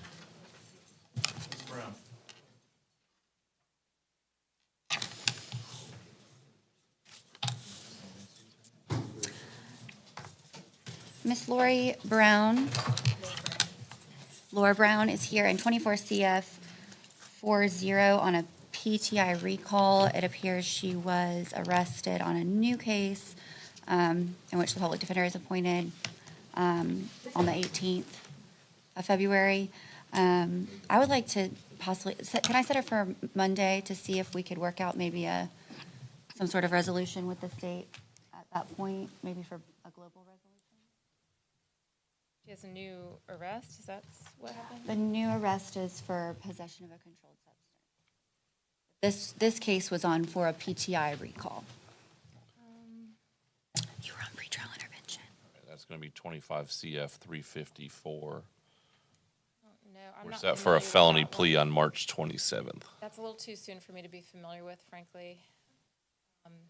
I mean, I try, but I wasn't already tracking that one. I think this is the case we tried to talk about it on Monday, and that's when we found out that she'd been just arrested a couple of days ago. So what would you like to do? I would ask to continue her, and then if we can reach a resolution before that, we can move her up for a plea. No objection to that. Let's put her on April 30th at 9 o'clock. But again, if you come in for the plea date on March 27th and you've got it all worked out, I'll take the plea that day. All right, thank you, Ms. Brown. Thank you. Correct. After looking into the case, Judge, we had This is, Ricardo Bryan in 18 I heard CF. I heard Deputy Williams say it, but I don't know if the record picks up what he says, so. Yes, this is the complicated kind of situation in 18 CF 1425, wherein Mr. Bryan, we had a scheduled phone call with him that, He had offered 9 months. at DOC, that was interrupted. I was not able to complete the conversation. I've got to reschedule it, but I believe we did get to the fact that I do not believe it's necessary for him to be transported, but I do need to continue, figure out, get to the end of my conversation, make sure we're clear on what he would like me to do on his behalf. So I'm requesting a continuance, and I will to address it. Take his position. He's in Or O'Brien. It's fine to continue. Yeah, And bring him back, because I don't actually think it's going to be necessary to bring him back. That's the thing I'm trying to not have done. He doesn't want to be brought back. if you think we can resolve it, that's fine. His current release date is 2058. All right, so you want it on April 30th? Yes, please. Thank you, Judge. April 30th for Mr. Bryan.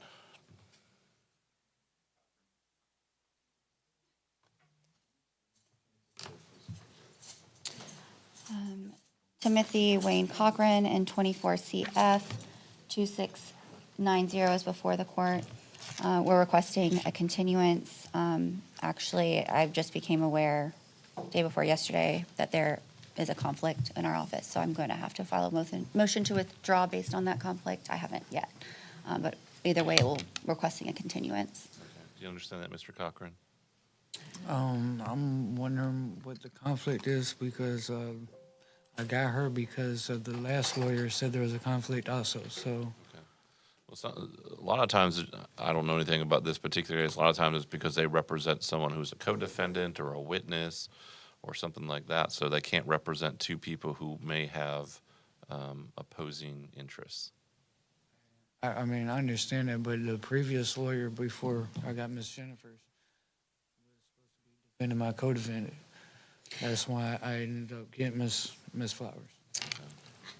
It came to light after our meeting. There were some names that came up in the meeting that were not listed in discovery. Okay.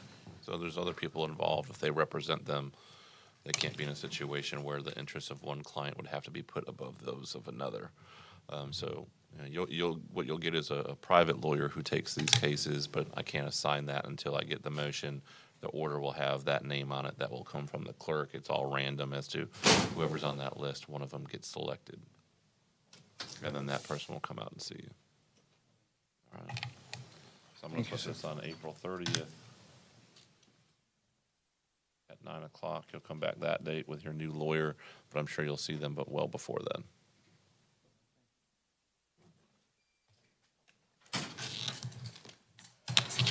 then.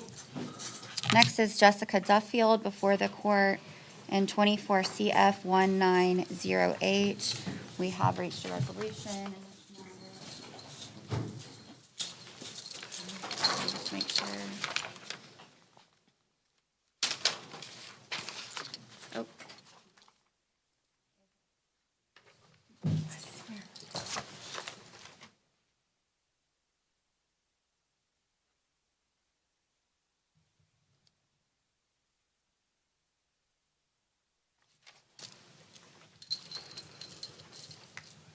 On the approach to the agreement and score sheet. Yes. Can I get, who was on Brian? I'm sorry? Who was on Brian? Bryant? Me.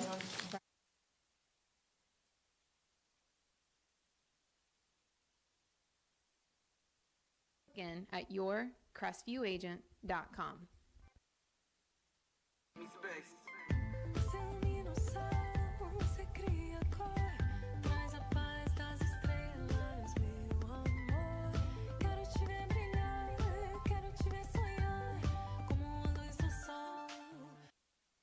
Alex Barthay from the UPS store once again, and I wanted to let you know about our Sunday hours. We're open now 7 days a week. Normal hours that you've been expecting, but now we're open Saturday 10 to 4, Sunday 10 to 3, and that's both our Crestview, Fort Walton Beach, and Eglin Air Force Base locations. So you have things to do, go and do it. Just know the UPS store is going to be here. Again, Sundays 10 until 3 p.m. For years, I proudly served Florida as a state trooper. All right. Yeah, just want to bring that up because with some of the new laws that have been passed, I want to make sure that's being addressed. My mission was simple. All right, this is Ms. Duffield. Yes. Timmy, thank you. All right, Ms. Duffield, can you raise your right hand? Do you swear or affirm that the testimony you're about to give is the truth, whole truth, and nothing but the truth? All right, can you state your full name and date of birth, please? Jessica Nicole Duffield, 9/20/84. Okay, and you're here in 24 CF 1908. You're charged with 3 counts of possession of controlled substance, which are third-degree felonies, punishable up to 5 years in the state prison. Do you understand that? Yes, sir. Okay. I've been handed a plea and sentencing agreement that requires you to do 30 days in county jail on count 1, and the state's going to dismiss the other 2 counts. Is that what you wanted to do today? Yes, Your Honor.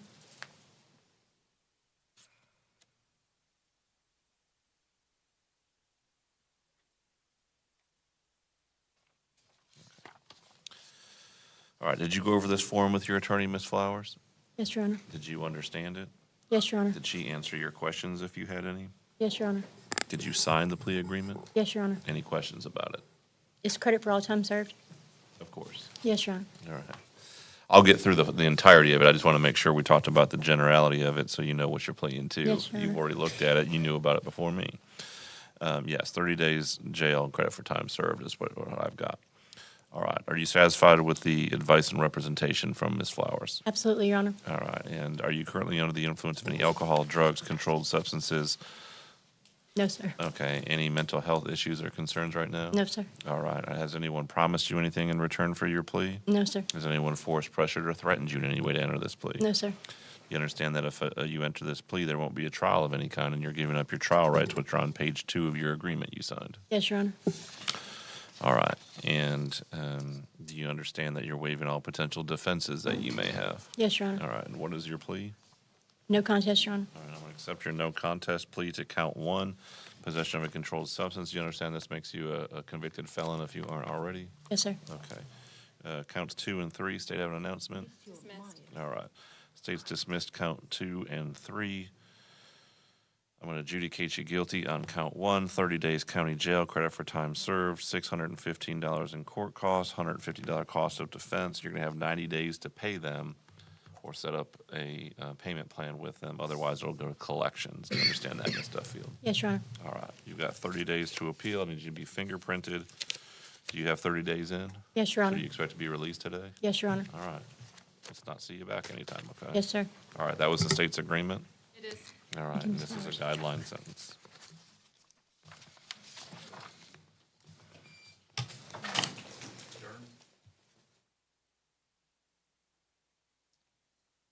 Yes, Mr. Javaris Durham is before the court today in 24 CF 739, 24 CF 8. Which Durham is this? Javaris? Javaris. That's how you say it, right? Javaris, yeah. Go ahead. In those 2 case numbers, 24 CF 739, 24 CF 831. Regrettably, I will have to ask for a continuance. We were scheduled for depositions this past cycle, but that I ended up in emergent care that day and had to cancel them. And I've explained that to Mr. Durham. Unfortunately, these depositions there's just mainly 2 officers that are important, so requesting a continuance based on a need for that. No objection. All right. Have y'all reset the depositions? Not yet. I have a list that's supposed to go out. Okay. I'm just, this case is from March and April. So we're pushing a year on these cases right now. Is there a current plea offer? Yes, Your Honor, I believe there is, and you can. I believe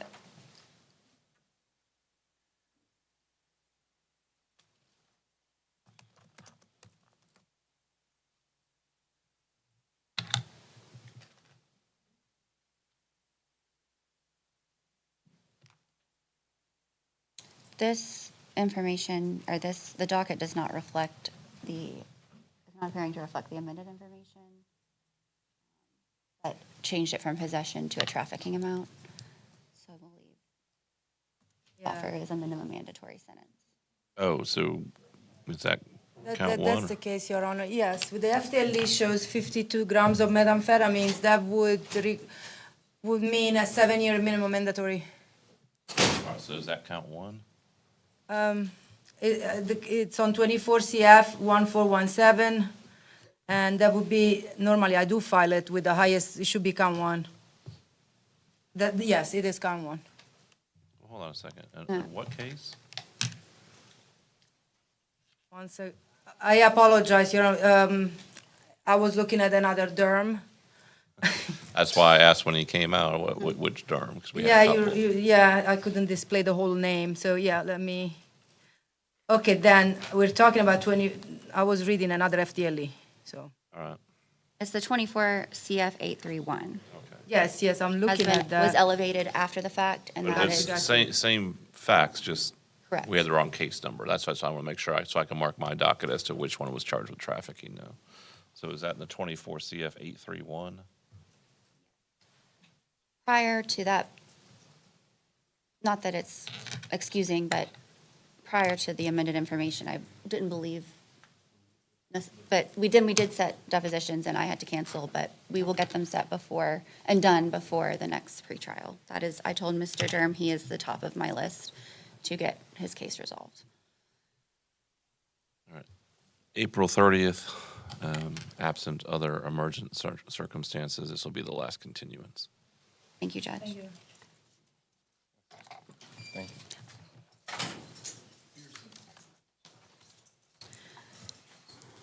Zachary Fearson is before the court in 24 CF 2598. We have reached an agreement. It has been signed by all parties. I'm just gonna make sure I signed it. Okay, may I approach? Yes.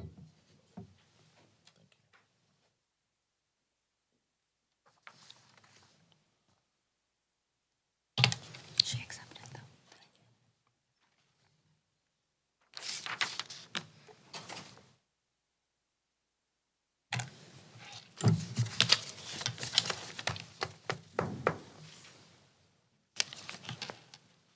All right, Mr. Fearson, raise your right hand. Do you swear or affirm that the testimony you're about to give is the truth, the whole truth, and nothing but the truth? Yes, sir. All right, you're here in 24 CF 2598. You're charged with possession of a controlled substance, which is punished by up to 5 years in prison as a third-degree felony. And then count 2 is possession of paraphernalia, which is potentially 1 year county jail. You understand that? All right. Yes? Yes, sir. All right. Can you state your name and date of birth, please? Zachary Miles Pearson, June 3rd, 1989. Okay, I've been handing a plea and sentencing agreement. In that case, it says just count 1. Is there a plea to count 2, or is that going to be dismissed? I believe it was a plea as charged. Plea as charged. It's just not listed as far as count 2. So that's count 1 and 2. Yes. All right. I just want to make sure it's clear that wasn't Yes. being dismissed or anything, so. All right. So plea and sentencing agreement calls for adjudication on both counts in 120 days in county jail. Do you understand that, Mr. Fearson? Yes, sir. Is that what you want to do today? Yes, sir. Have you gone over this form with Ms. Flowers, your attorney? Did you understand it? Did you sign it? Did your attorney answer any questions if you had any? Yes, sir. Are you satisfied with your attorney's advice and representation? Yes, sir. Are you under the influence of any alcohol, drugs, or controlled substances? No, sir. Any mental health issues or concerns? Anyone promise you anything in return for your plea? Anyone threaten you and to get No, you sir. to take your plea? No, sir. I have to ask everyone the same questions. Threaten could be, we're going to do something else or file something else and things like that. I just want to make sure that your plea is voluntary. All right. Do you understand that if you enter a plea, there won't be a trial of any kind? And do you understand that you're giving up all your trial rights, which were on page 2 of your agreement you signed? Yes, sir. All right. Do you understand you're waiving any potential defenses that you may have? All right. And what is your plea? No contest. All right. I'm going to accept your no contest plea in 24 CF 2598. possession of controlled substance, and possession of drug paraphernalia, adjudicates you guilty as to both counts, 120 days county jail with credit for time served. Court costs will be $615. I'm going to give you 90 days from the date of your release to go make a payment plan to pay those off. All right. All right. Concurrent jail.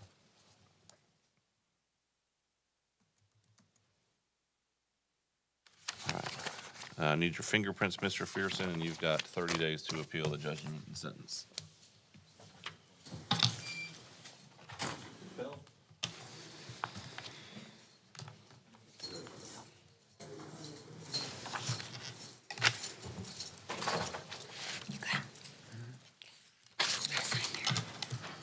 Your Honor, Shane Michael Fell is before the court today in 20 CF 1878 and 24 CF 1595. We have reached an agreement in this case, and all parties have signed. We have gone over the agreement. If I may approach.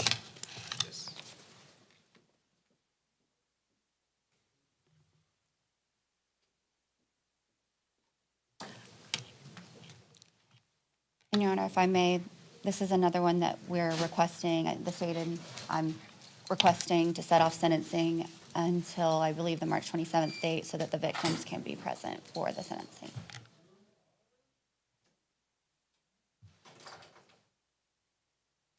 So the victims Entering will the be plea present. today, sentencing on the 27th. Okay. Has the state talked to them? Are they okay with the plea agreement? Is there going to be objection to it? Yes, sir, if they have no objection, they're well aware. Okay, they just want to be here for the actual sentencing. I Yes. just want to make sure that's clear. All right.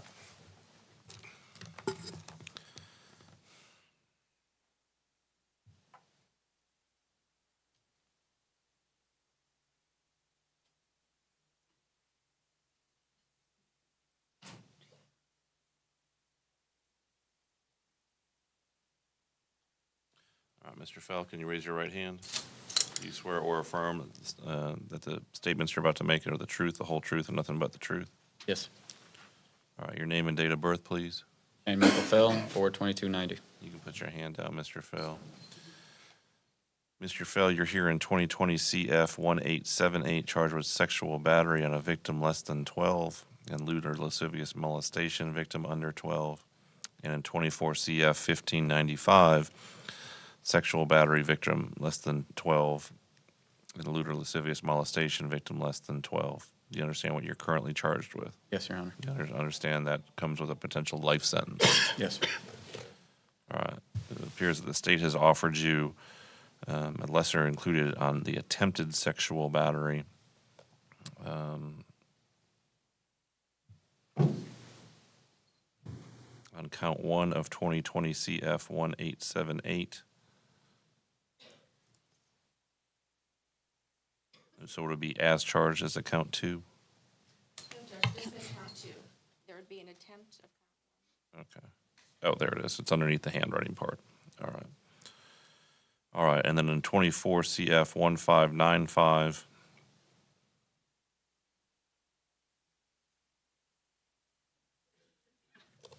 Be pleading to lewd and lascivious. Yeah, I'm just, go ahead. So, Be pleading to lewd and lascivious conduct, Judge, but that's not a lesser included of Eleanor molestation, so the state will file a non-proton information. okay. I see the handwritten part now. I just.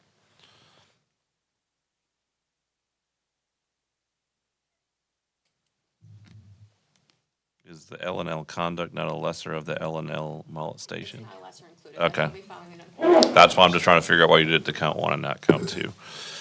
But, I mean, there's a good answer. Sometimes I don't always understand it until I hear it. All right. This plea calls for you to be sentenced to 10 years Department of Corrections and 20 years of sex offender probation afterwards. Do you understand that, Michael Fell? Yes, sir. I'm sorry, Shane Michael Fell. And this is the state's offer and agreement? Judge, he would be sentenced to 20 years of sex offender probation in the 20 CF case, but he'd be sentenced to 10 more years of sex offender probation consecutively. The 24 case would be 30 years. So ultimately it'd be 10 years prison followed by 30 years of sex offender probation. With sexual predator status, yes, Judge. Okay, and that's the state's agreement? Okay. And just to, I didn't hear this, Your Honor say that count 2 in the 24 case was. Yes, I'm not pronouncing the sentence. I'm just trying to make sure we're all on the same page as to what we are doing here today.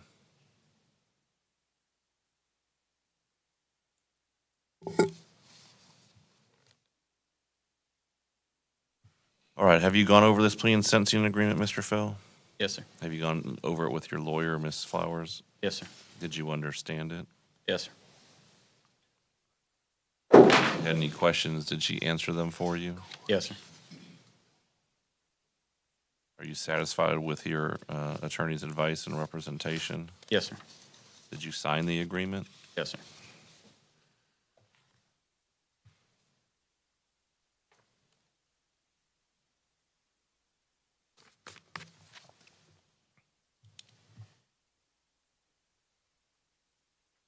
And it appears to be, but just to make sure, Ms. Barrickman, this is an updated score sheet based on the charges he's actually pleading to.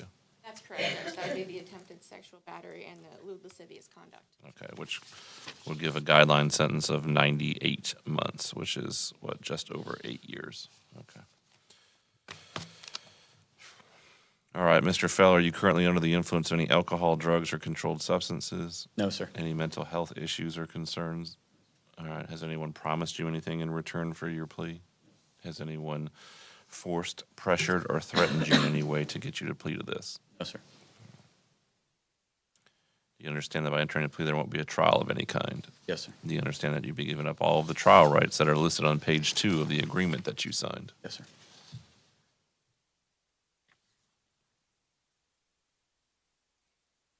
You understand that you're waiving all potential defenses that you may have? Yes, sir. Is there a factual basis for the plea to these 2 amended charges? You agree there's a factual basis, Mr. Fell? Yes, sir. Does either the state or defense know of any physical evidence for which DNA may exonerate Mr. Fell? I'm aware of, Judge. And Mr. Fell, you aware of any physical evidence that would exonerate you if it were DNA tested? Okay. All right. And what is your plea? No contest.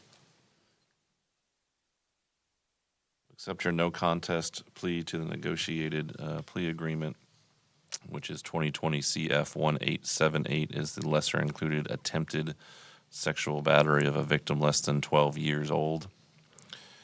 In that case, also count 2, state I have an announcement on that. Well, I'm not sentencing, you asked, right? You want, okay. All right, so we'll put it off to March 27th at 9 o'clock for purposes of the actual sentencing, so the victims of Mr. Fell can be present.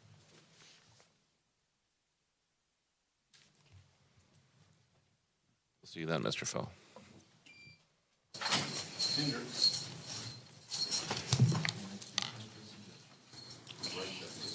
Right here.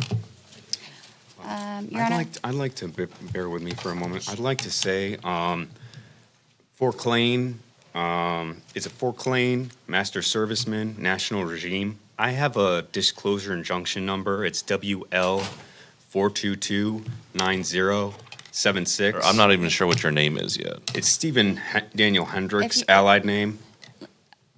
Let me speak for you just for a second so the And court can I knows what's repeat going that on. so that you can document this? It's very important. It's critical.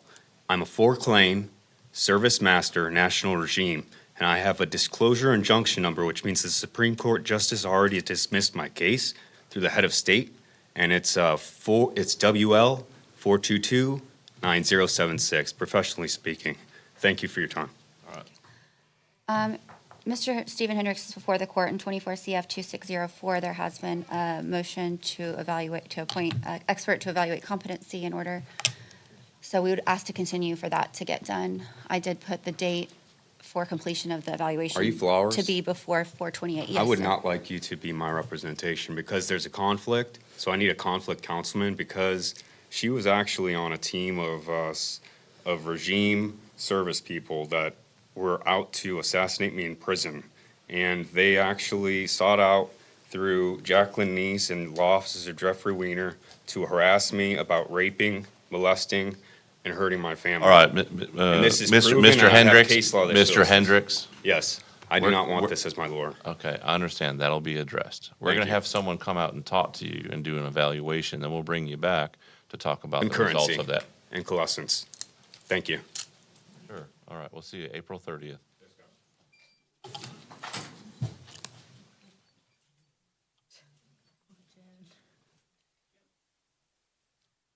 My former career. Have you sent over an order on that, Ms.?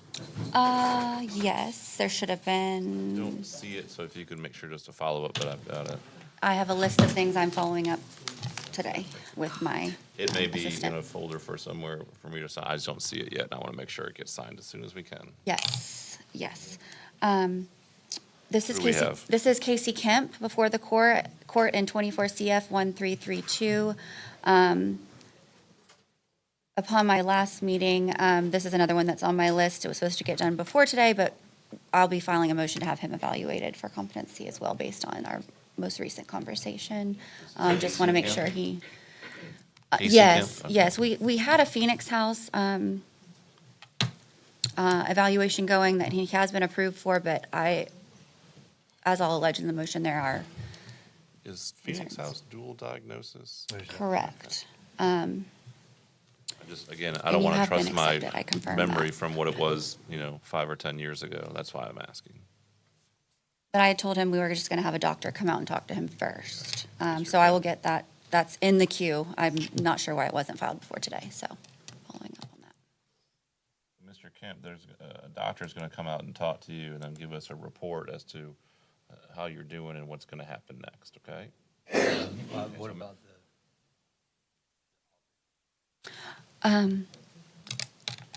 You have to see this doctor first before you can enter a plea.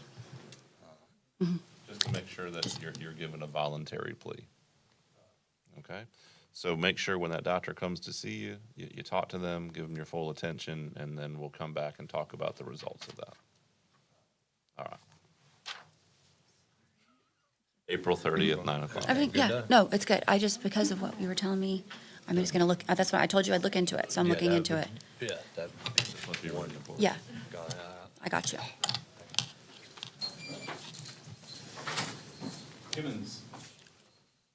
Ms. Flowers, I'm trying to tell everyone this too. Orders, just make sure it says email them to my assistant. If you put them through the portal, I'm not gonna Yes. say it's 50-50, but there's a non-zero chance I won't get it. So make sure Yes, you just send I- it directly to her. We will start doing that. I wasn't aware of that, but we will definitely do that. It gives us a better, I don't like using the term paper trail when we're talking about e-portal, but you know what I mean. Yes, Judge. Go ahead. Will do. This is Timothy Brian Kimmons before the court in 24 CF 1673. We have reached an agreement. If I may address.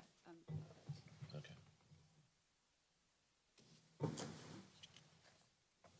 Flowers, do you know how many more cases you've got? 1, 2, 3.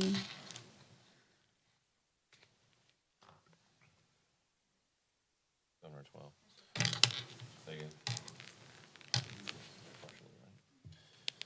All right, just so for everyone who's waiting, what I'm going to do is when Ms. Flowers finishes her case, I'm going to take about a 20-minute lunch break. If y'all need any more time, I just want to make sure. Oh, Mr. Nopes, do you have one? Okay. All right. And Cobb's got 2. Okay, I'll take those 2 as well, but I'd like to take a break at some point for lunch. I think we kind of skipped through it previously, and I'm not sure it was good for all of us. So, all right, Mr. Kimmons, can you raise your right hand? Yes, Do you swear or affirm that the testimony you're about to give is the truth, the whole truth, and nothing but the truth?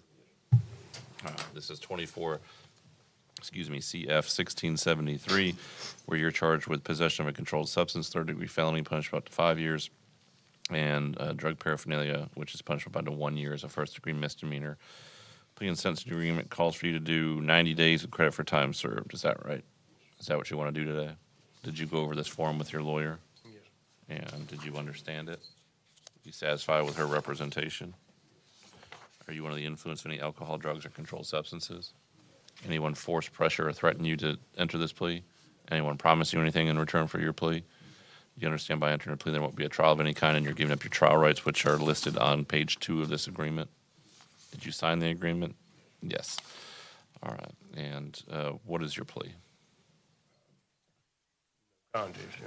Okay, no contender, which is listed on your form here. All right, I'm going to accept your no contest plea, Mr. Kimmons, to counts 1 and 2, adjudication of guilt, 90 days county jail, credit for time served.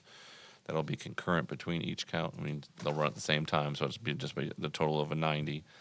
$615 court costs, $150 cost of prosecution, and they're asking to put the money to collections. Is that what you want? Okay. All right, you have 30 days to appeal. Is that the state's agreement? Yes, sir, Your Honor. Okay, and it's a guideline sentence as well? Yes. Okay. Mr. Kimmons, you have 30 days to appeal. I need you to get fingerprinted. Thank you, ma'am. Thank you. Thank you, sir.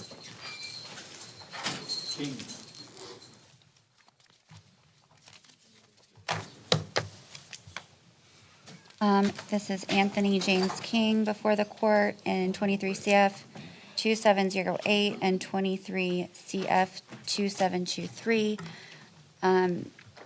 We are awaiting some more discovery that became known to us when we were in depositions. Also, I am going to be filing that is also in queue, a competency evaluation. So we're requesting a continuance to do all of that. When were the depositions? In December? 12:30, Judge. May we approach? Sure.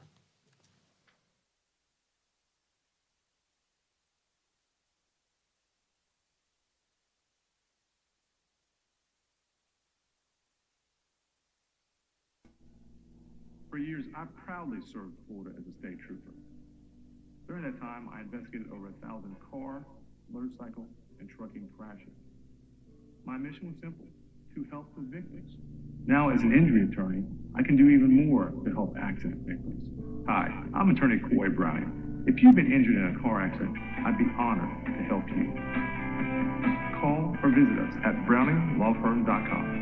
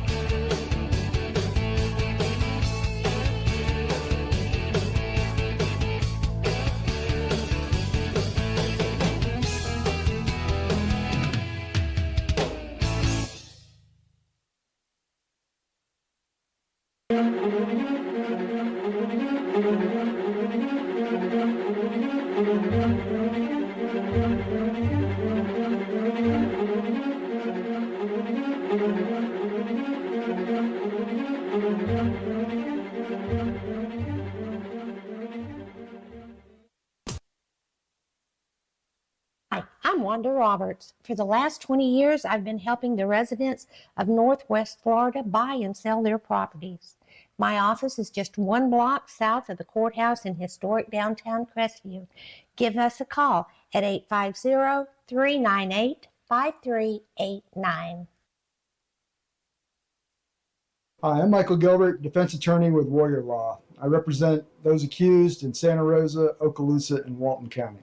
If you or anyone you know has been accused of a crime, give us a call. We can help.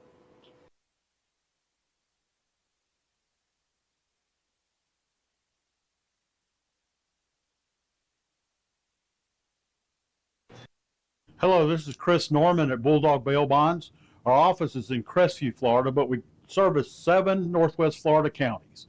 If you ever find yourself in a jam, please give us a call. We're here to help you out.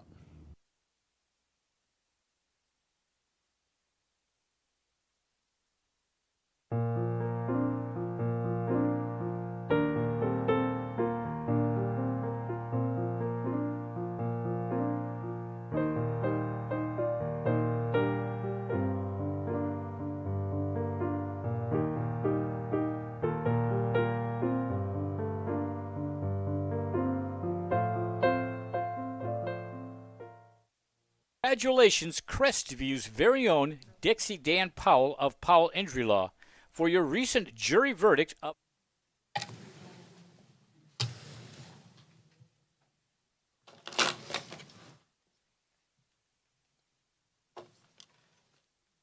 All right, so Mr. King, we're going to put you on April 30th. Someone's going to come out and speak to you about an evaluation, and then we'll come back and talk about that, and then possibly resolve the case then. All right, thank you. We'll see you back on April 30th.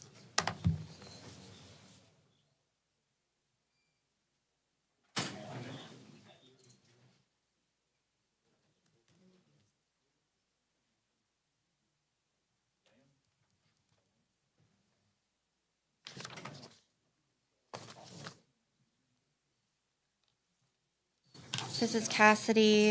We're requesting a continuance to have the motion, or I'll send the order. I don't think we emailed it, but I filed a motion for competency evaluation in this one as well.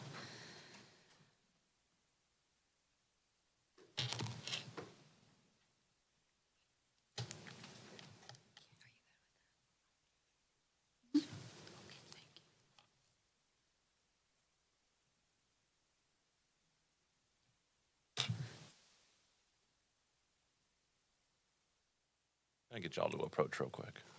I'm not a big fan of keeping.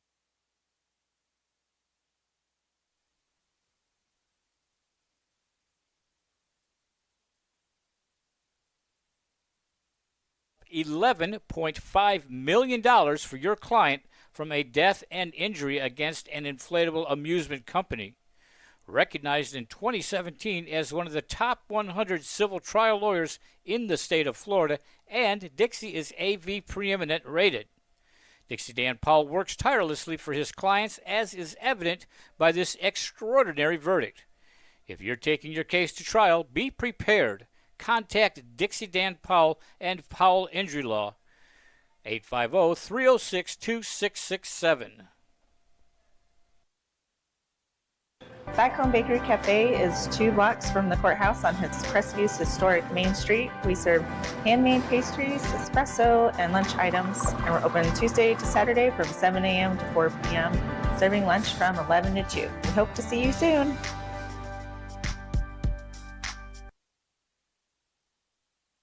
Hello, I am Bonnie from Body Be Healthy here in Crestview.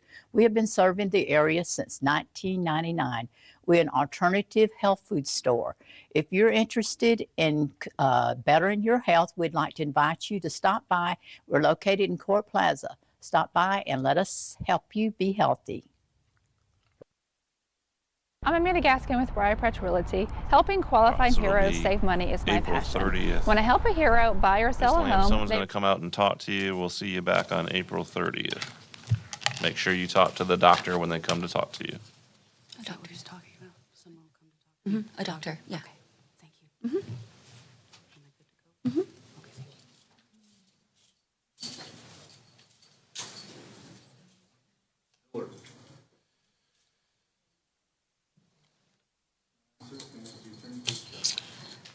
Charles Miller before the court in 24 CF 415. This case, just to refresh. Oh yeah, maybe approach. Or, Y'all just need to talk for a second? Just 1 second, Your That's Honor. fine.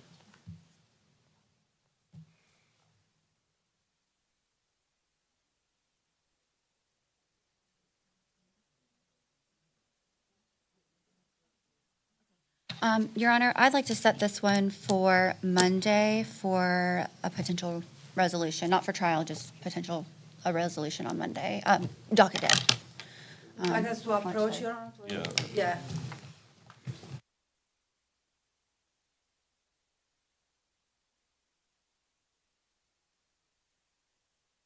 receive a check from Homes for Heroes. Check out amandasheroes.com for more information.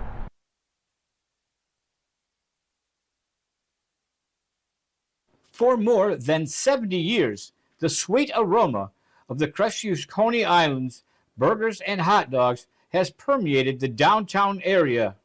If you have not experienced the unique flavor of Crestview's Coney Islands burgers and hot dogs, then I encourage you to join us for lunch. Monday through Thursday from 10 a.m. till 3 p.m., Friday from 10 a.m. Resolution.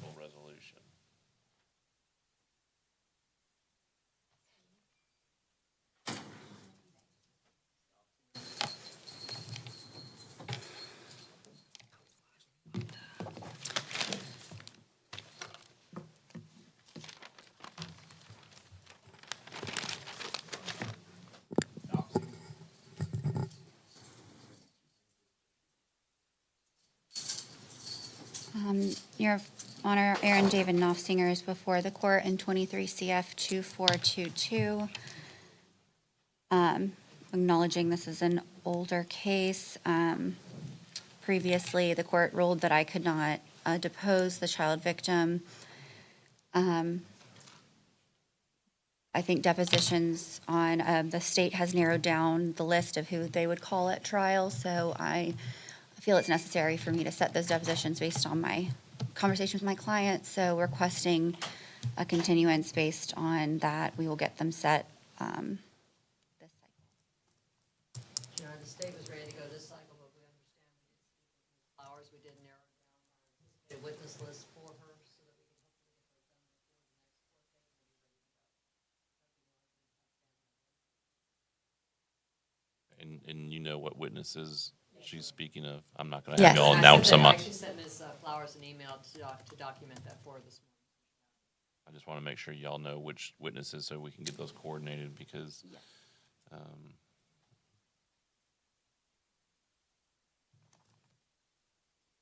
is it, does this,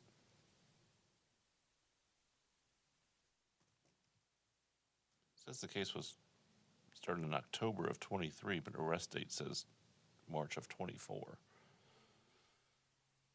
March of 24 was when I was indicted under capital charges, Your Honor. Okay, so it's just. So originally, yes. Usually those dates are the same, so. This went to grand jury February 24th. Yes. I understand that now. It's just, sometimes the docket doesn't give information consistent with what I would think, but that explains it. That's a difference, so. All right. So those depositions aren't set yet, but y'all know who they are? It's a lot less daunting now that now that we're able to narrow it down, yes. There should be some dates we'll fit you in. Have you discussed that list with Mr. Knopfsinger?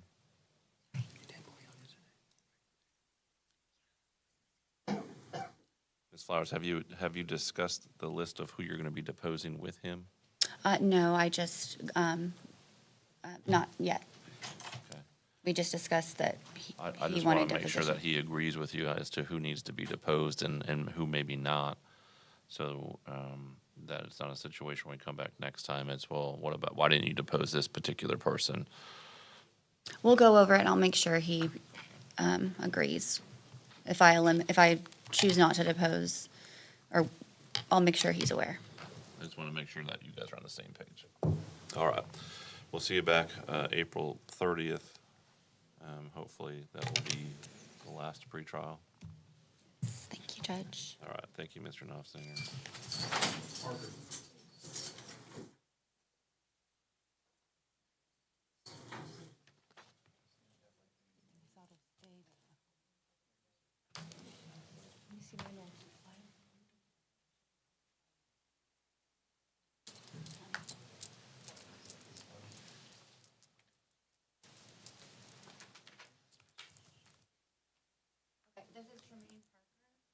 For the court in 24 CF 2270.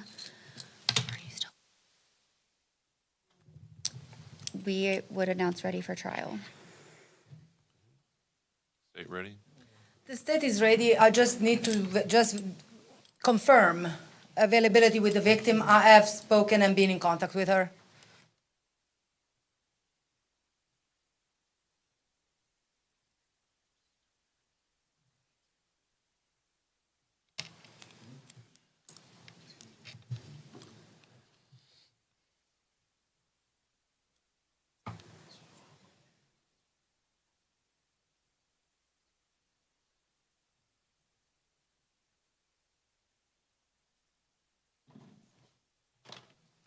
All right, let's put it on. Do you want to put it on for docket day? Sure, Your Honor, if we Okay. could, yes. All right, we'll bring you back, Mr. Parker, on Monday, March 3rd at 9 o'clock for docket day. And we'll talk about potentially what trial dates. Because I got 2 trial weeks, the 10th and 17th of March, and see where we can fit everybody. But as of now, I've got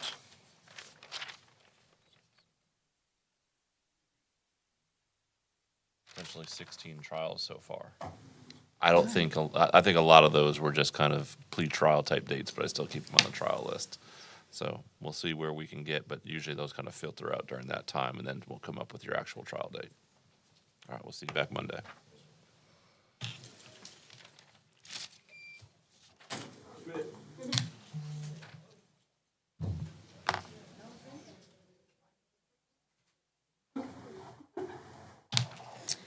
Herbert Andrew Schmidt is before the court in 22 CF 416, 24 CF 2145, 24 CF 2642, and, or no, that is, the last one was not him. Scratch I that. only have 2. Yes, 22 CF 416 and 24 CF 2145. First one's a VOP, second one's the new law. Okay. Correct. Go ahead. Yes, so this is my first time up requesting a continuance to meet with the client, get or I believe an offer has been provided, or but I just need a continuance. Since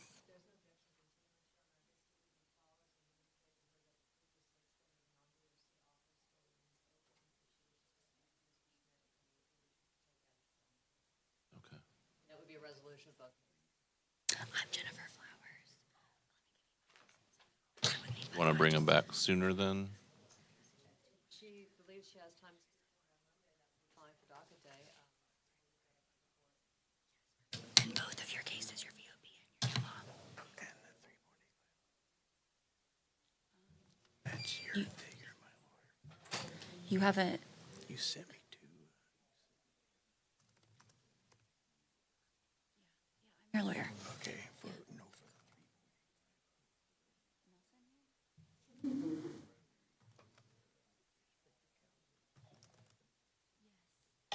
Who did you file that on?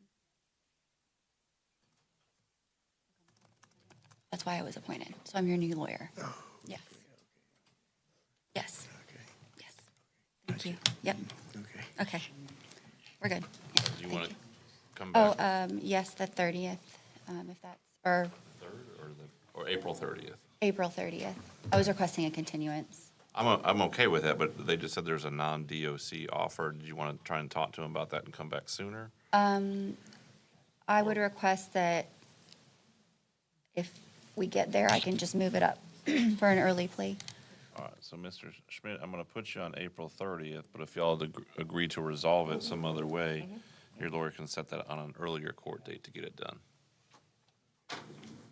Okay? Okay. April 30th, 9 o'clock. April 30th. Fine. Okay, all right. Thank you.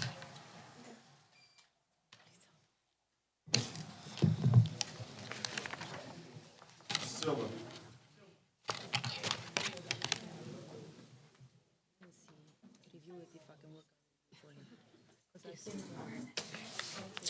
This is Sabrina Marie Silva before the court in 24 CF 2642. We have reached an agreement, if I may approach. Yes.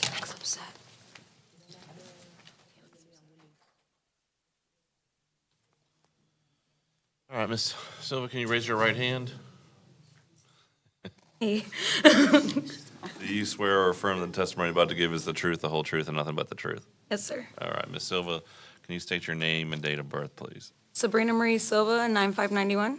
Okay, and you're here in 24 CF 2642, charged with theft of a motor vehicle, which is a third-degree felony punished by up to 5 years in state prison. Do you understand that? Huh? You understand that the maximum penalty is 5 years? That's not what I'm getting though, right? That's not what you've agreed Okay, to. okay, yes, I understand But that. as you saw, when you looked over this, it says Yeah. 5 years is the maximum. Yeah, just Okay. kind of threw me off with that. I've been handed a plea and sentencing agreement that calls for you to plead no contest, be adjudicated guilty, in 9 months county jail. Is that what you want to do? Yes, with credit time served, right? Of course. Yes, that's what I want to do, sir. All right, just want to make sure. Is that Okay. the state's agreement? Yes, Your Honor. Okay. Just for the record, it looked like it said a different number, which was scribbled out, now says 9. Do you understand that, Ms. I Ms. Silva? did understand that. I was confused at first, but we got it all settled. I just want to make sure, because there's a scribble on there, that we're all on the same page. All right, Ms. Silva, did you go over this plea and sentencing agreement with your lawyer? Yes. Did you understand it? Yes, sir. Did she say again? Yes, I understood it. She's a great lawyer. By the way, I just want to throw that out there. She's made everything very clear for me and helped me out understand everything. Thank you, sir. Sounds like a great Yelp review. I hear that a lot, thank you.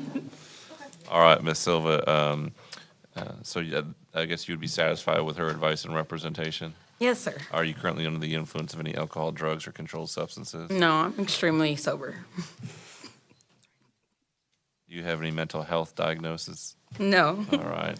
Has anyone forced, pressured, or threatened you in any way to sign this agreement? Oh, no, sir. Has anyone promised you anything in return for this signing the agreement? No, sir. Do you understand if I accept the agreement and your plea of nolo contendere that there won't be a trial of any kind?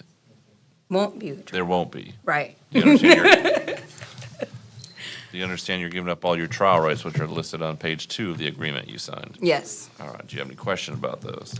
By any chance, can we figure out the date of my release? I don't do that. That's the jail figures that out. Dang it, okay. Just Well, I wondering. could just say 9 months, but they'll figure out the day with your gain time, which will probably be less.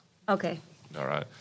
I'm sure once they see this sentence, they'll be able to figure that out for you. okay, thank you, sir. All right. It's just not my forte. Right. All right. So, do you understand you're waiving any potential defenses that you may have to the vehicle theft charge? Yes. And what is your plea? It's been twice. No contest. All right. Ms. Silva, I'm going to accept your no contest plea to the vehicle theft charge. Adjudicate you guilty, 9 months in county jail with credit for time served. Okay. $615 in court costs, $150 cost of defense. I'm going to send those to collections. You going to pay those? Yes, sir. Still, and this is a guideline sentence. You have 30 days to appeal the judgment and sentence of the court. And you need to be fingerprinted on your way out as well. Okay. Thank you, Ms. Silva. Thank you, sir. Have a wonderful day. Bye, guys.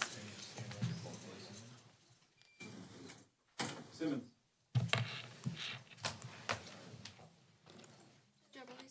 Yes. I have a sentencing in front of Judge Brown at 1:30, if I could be excused. In front of Judge Brown, Pratt.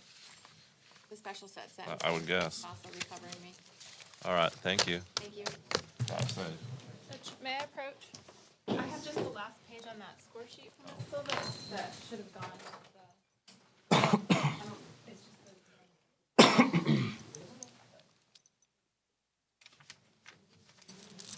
All right, who do we have next, Ms. This is Joseph Simmons in 21 CF 817.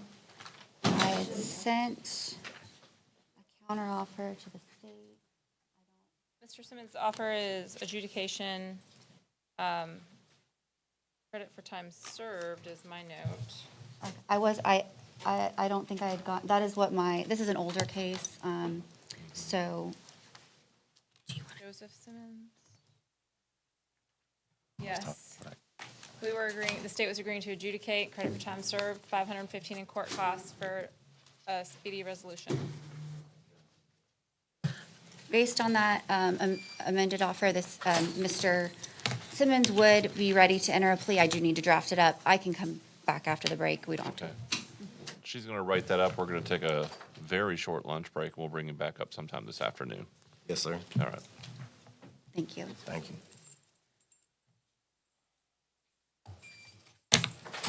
Spears. That's yours, Ariana. Yeah, you do. You're okay. I want to do with this.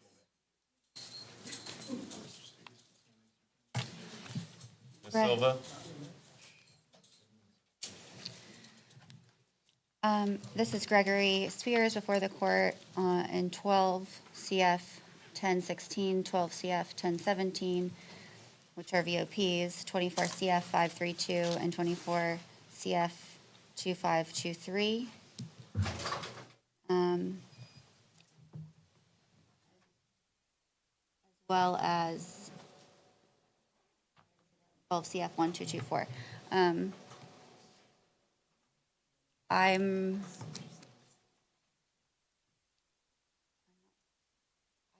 wanted to get an updated offer from the state. So you want an updated, I do have a global offer that was sent in discovery. Okay. Are you talking about some other offer? No.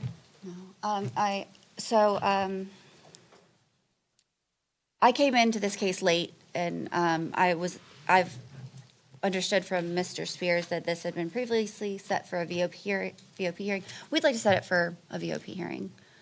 Okay. Well, no, I would rather set it for trial on 24 CF 2523. Is the battery on the detainee? Because then we can handle at the time the VOP evidentiary, you know, depending on the trial, and he can be sentenced on all the cases at once.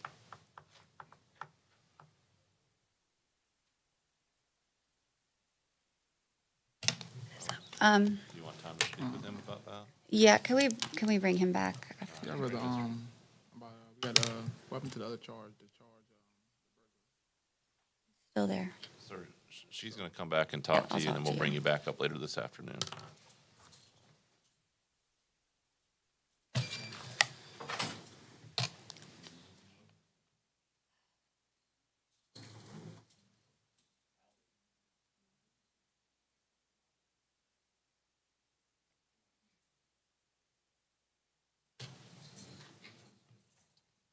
Seth Talbot's before the court in 20 CF 2428, 21 CF 2077, 23 CF 38, 24 CF 2608. I'm requesting continuance to, I believe this is my first time up. Yes, no objection, Your Honor. Give it some time, would you? All right, it'd be April 30th for all of his cases, 9 o'clock. Looks like the brand-new case is just from November. Any issues, Mr. Talbot? All right, we'll see you back April 30th. Yes, sir, thank you.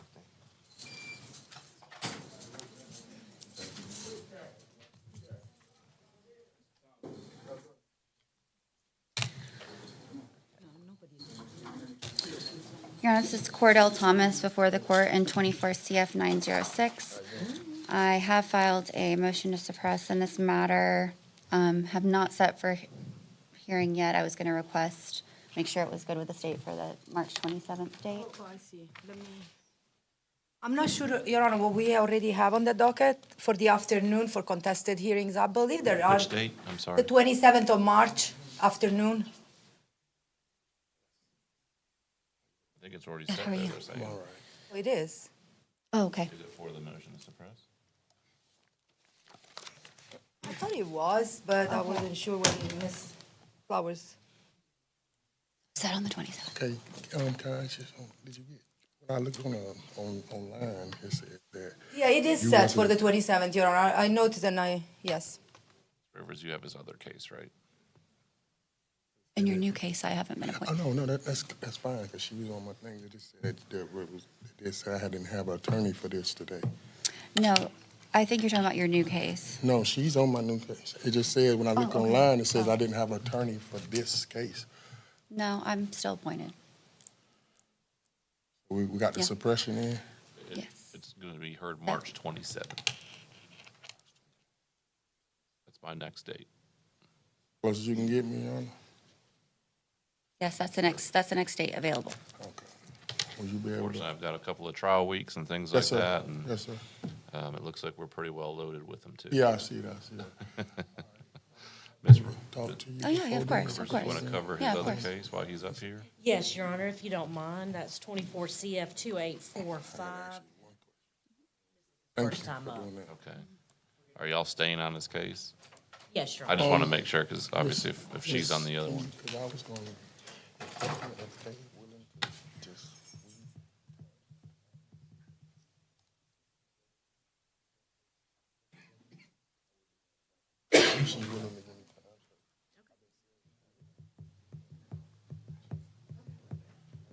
Okay, I will. At this moment. Okay. If she willing,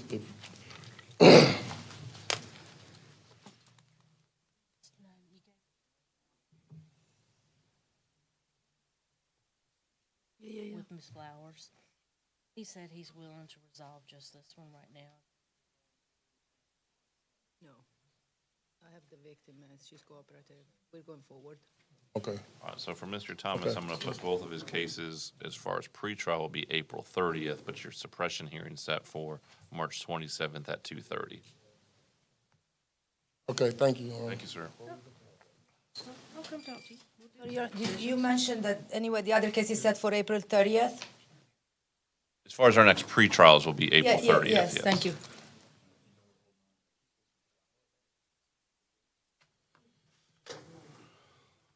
All right.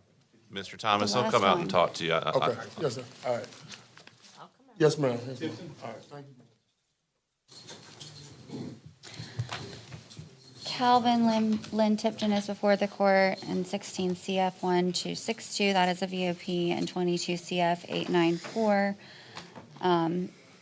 Your Honor, the state and I have discussed, I think the state was going to put an offer on the record.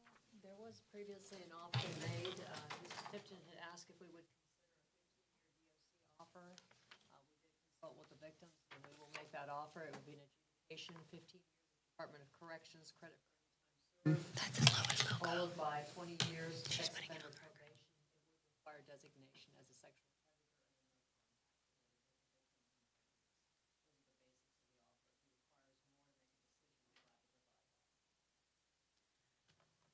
Is there a date that offer is good until? It has been previously extended, so I would, it would be open until next Monday to give you an opportunity to speak with him. But everybody was on board originally because it was something that said he was interested in doing. So we could speak to everyone, but we will hold it open until next Monday so you have an opportunity to speak with him then.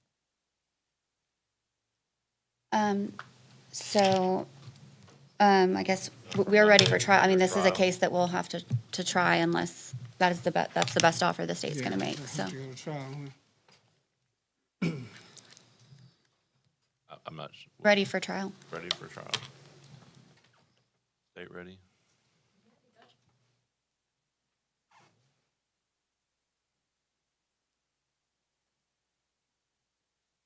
This is going to be on 22 CF 894.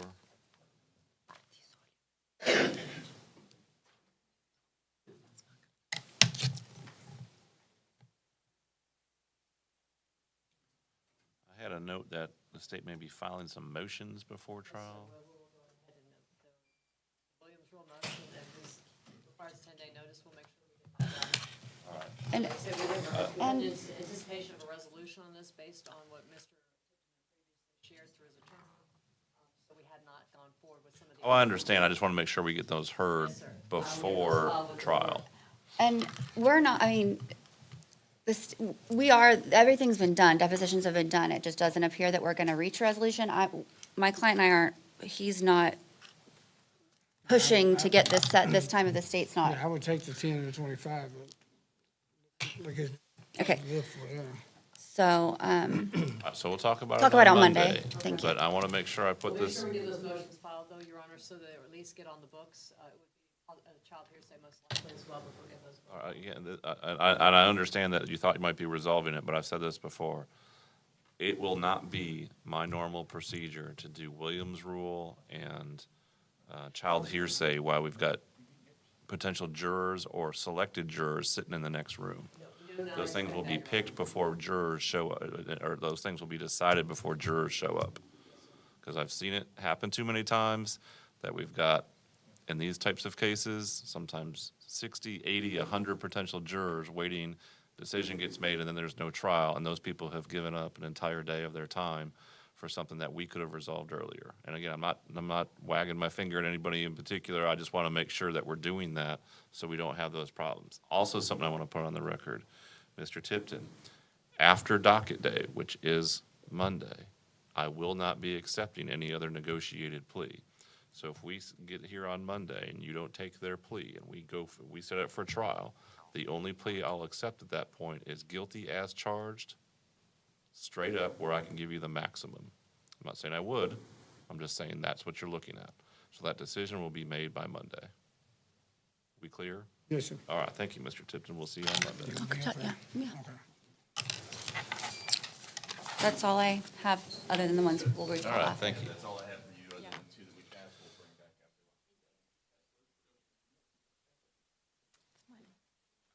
Mr. Nopes.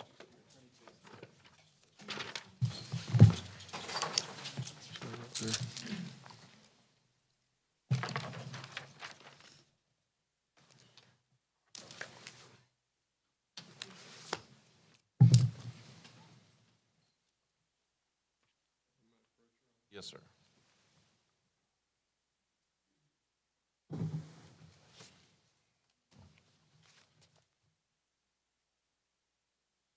Judge, Mr. Kessler, in 24 CF 2493, it's a three-count information. Count 1 is driving on suspended driver's license, which is a third-degree felony. Count 2 is a misdemeanor resisting without violence. And count 3 was charged as a DUI. The state's agreed to make that a reckless driving. We're entering a plea to count 1, 2, and 3, as I just stated. He will be adjudicated guilty on all of the counts. He'll get 3 years, on count 1, he'll get 3 years probation, have to serve 60 days in the Okaloosa County Jail with $515 in court cost. He'll also, a condition of probation is he'll have to complete the basic driver improvement class. On counts 2 and 3, he will get basically time served. And then, of course, he'll get credit for all time on the served. misdemeanors. Pertains to the 60 days. Okay. All right, Mr. Kessler, raise your right hand. Do you swear or affirm that the testimony you're about to give is the truth, the whole truth, and nothing but the truth? Yes, sir. All right. We're here in 24 CF 2493. You're charged with felony driving on license suspended, which is a third-degree felony, punished up to 5 years in state prison, resisting an officer without violence, and reckless driving, both of which are first-degree misdemeanors. I'm assuming the reckless driving is a first-degree misdemeanor because it's related to alcohol. Yes, Your Honor. Okay, which allows for a potential of 1 year. Okay. You know that statute is only about alcohol and not controlled substances or chemical substances, and there's a bill to make it so. It was surprising. I mean, y'all know me. I handled a million DUIs when I was in practice, both sides of the fence, and never realized that reducing something to reckless, if it wasn't controlled substance related, under the law, you couldn't have given the year. But I dealt with that in the legislative committee the other day. Anyway. All right, Mr. Kessler, this calls for you to do 3 years probation and 60 days county jail, as well as a driver improvement class. Is that what you understand? Yes, sir. Is that what you want to do today? Yes, sir. Have you gone over this form with Mr. Nopes? Yes, sir. Has he answered all your questions about it? Yes, sir. Did you understand it? Yes, sir. And did you sign it? Yes, sir. Are you satisfied with your attorney's representation and advice in this case? Yes, sir.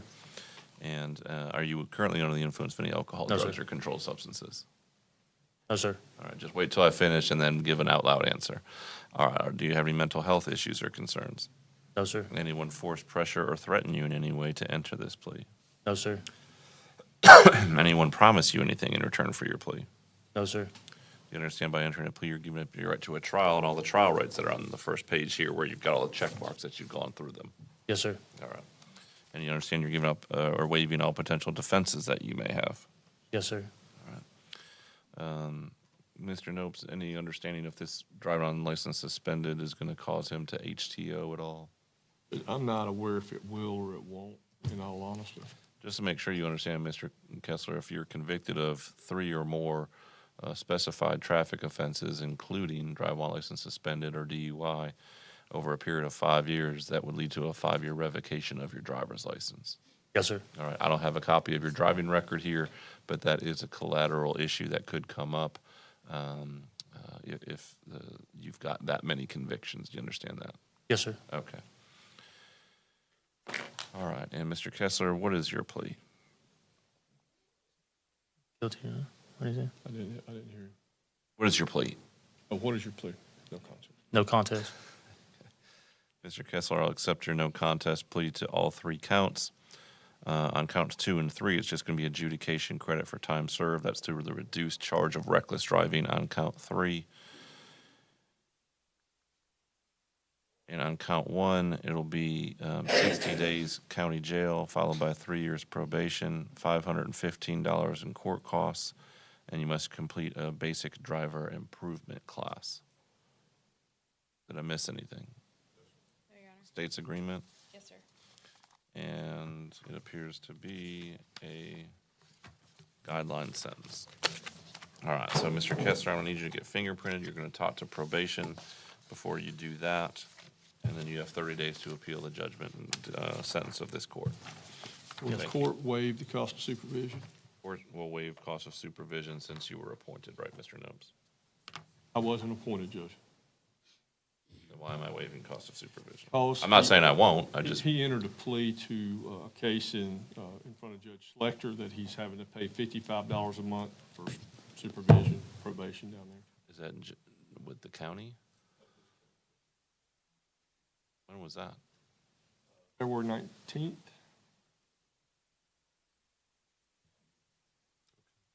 All right, I'll waive cost of supervision. But he's still gonna be supervised by two different agencies then? Yeah. Okay. The easier of which would be up here in Crestview. Easy going. I thought there, maybe if it's a difference between north and south, but we had accepted pleas on some misdemeanors with the felonies and put them on only one type of probation, but if it's already been done, I don't think I can go back and change it. I wasn't aware if the court would do that, so I just. Oh, yeah, y'all talk about it for the next one, I guess. Judge, on Monday, can I appear via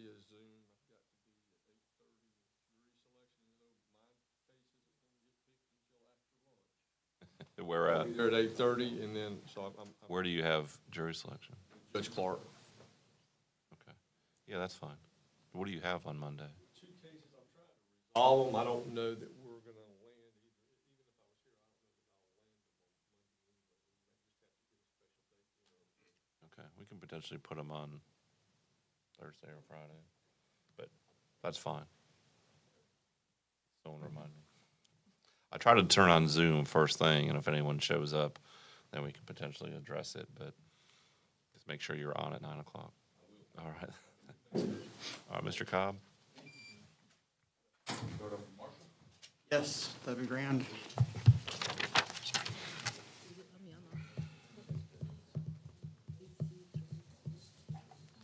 Judge, this is State of Florida versus Trace Marshall, 23 CF 1981C. He has a violation of probation, evidentiary hearing scheduled for March 27th. And we're going to have that violation of probation hearing. I'd ask that this new charge be placed on the April 30th docket. I think we're going to be able to resolve everything on March 27th. Fingers crossed. The VOP is not on this docket, right? Correct. I wrote it on my docket because I know it's there, but I didn't see that it was actually on the docket. It's 19/16/07, Your Honor, and we did verify that that is the date for it. I believe it's 3/27. All right, so we're going to put this case on April 30th for pretrial, but you expect there might be a resolution on March 27th that would include both cases? Yes, sir. Okay.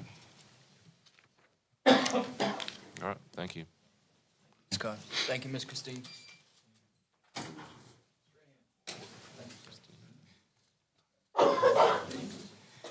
Judge, this is Maybe Lonnie. he doesn't know how to pronounce your last name. Oh, I don't mind being called Miss Christina. Lonnie Strahan, present for the court in two cases, 2021 CF 1400, 2020 CF 1403. And I'd like to approach with the state.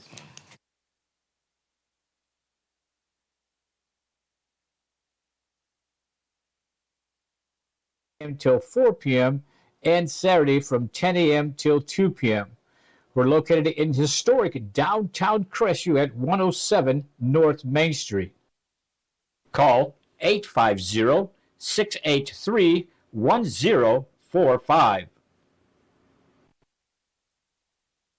CQ Roofing, your hometown roofer since 1999. We're state licensed and insured, family owned and operated with 24 years of local service.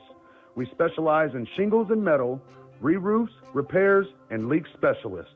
For all of your roofing needs, Call us today or visit our website at cqroofing.com. CQ Roofing, your hometown roofer.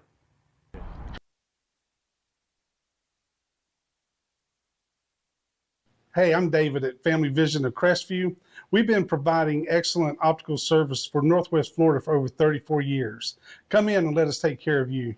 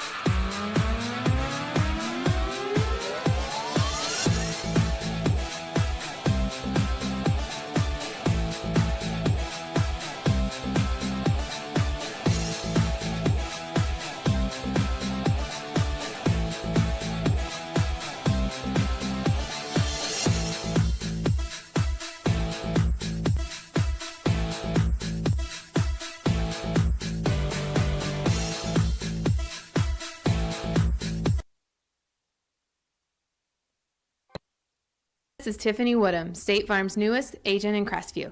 I'd like to personally invite you to stop by my office for a no-cost policy review.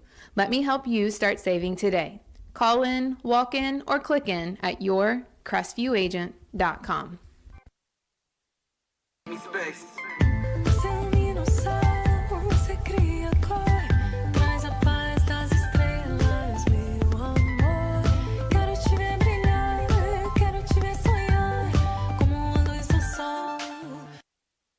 Alex Barthay from the UPS store once again, and I wanted to let you know about our Sunday hours. We're open now 7 days a week. Normal hours that you've been expecting, but now we're open Saturday 10 to 4, Sunday 10 to 3, and it's both our Crestview, Fort Walton Beach, and Eglin Air Force Base locations. So you have things to do, go and do it. Just know the UPS store is going to be here. Again, Sundays 10 until 3 p.m. For years, I proudly served Florida as a state trooper. During that time, I investigated over 1,000 car, motorcycle, and trucking crashes. My mission was simple, to help the victims. Now, as an injury attorney, I can do even more to help accident victims. Hi, I'm attorney Coy Browning. If you've been injured in a car accident, I'd be honored to help you. Call or visit us at browninglawfirm.com.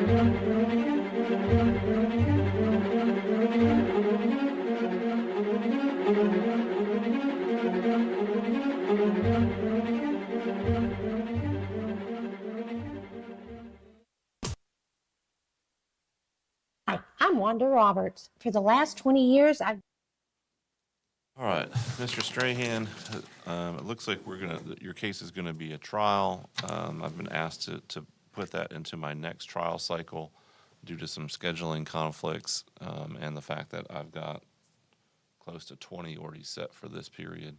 Do you have any concerns with having, coming back on April 30th, and then your trials would be in May? Okay. Yeah, we talked about it this morning. I just want to make sure it's on the record, Mr. Strahan. Obviously, your cases are significantly older than I would like to still be around, but I understand the concerns by everybody about getting all this put together at the same time. So I'm going to put you on April 30th for your next pretrial, but I fully expect trial next time.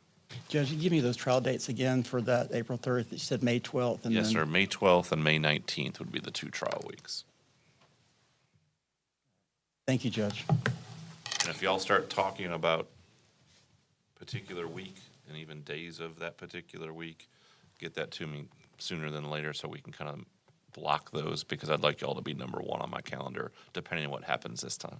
Thank you, Judge. We appreciate it, Judge, because we are bringing out a state witness. Exactly. So I'll hold the days, but it's a little bit first come, first serve, but at the same time, if there's something else that's either even older or I feel it needs to go that time. But otherwise, I think you'll be number 1 on the docket, Mr. Strahan. All right, thank you, Judge. All right.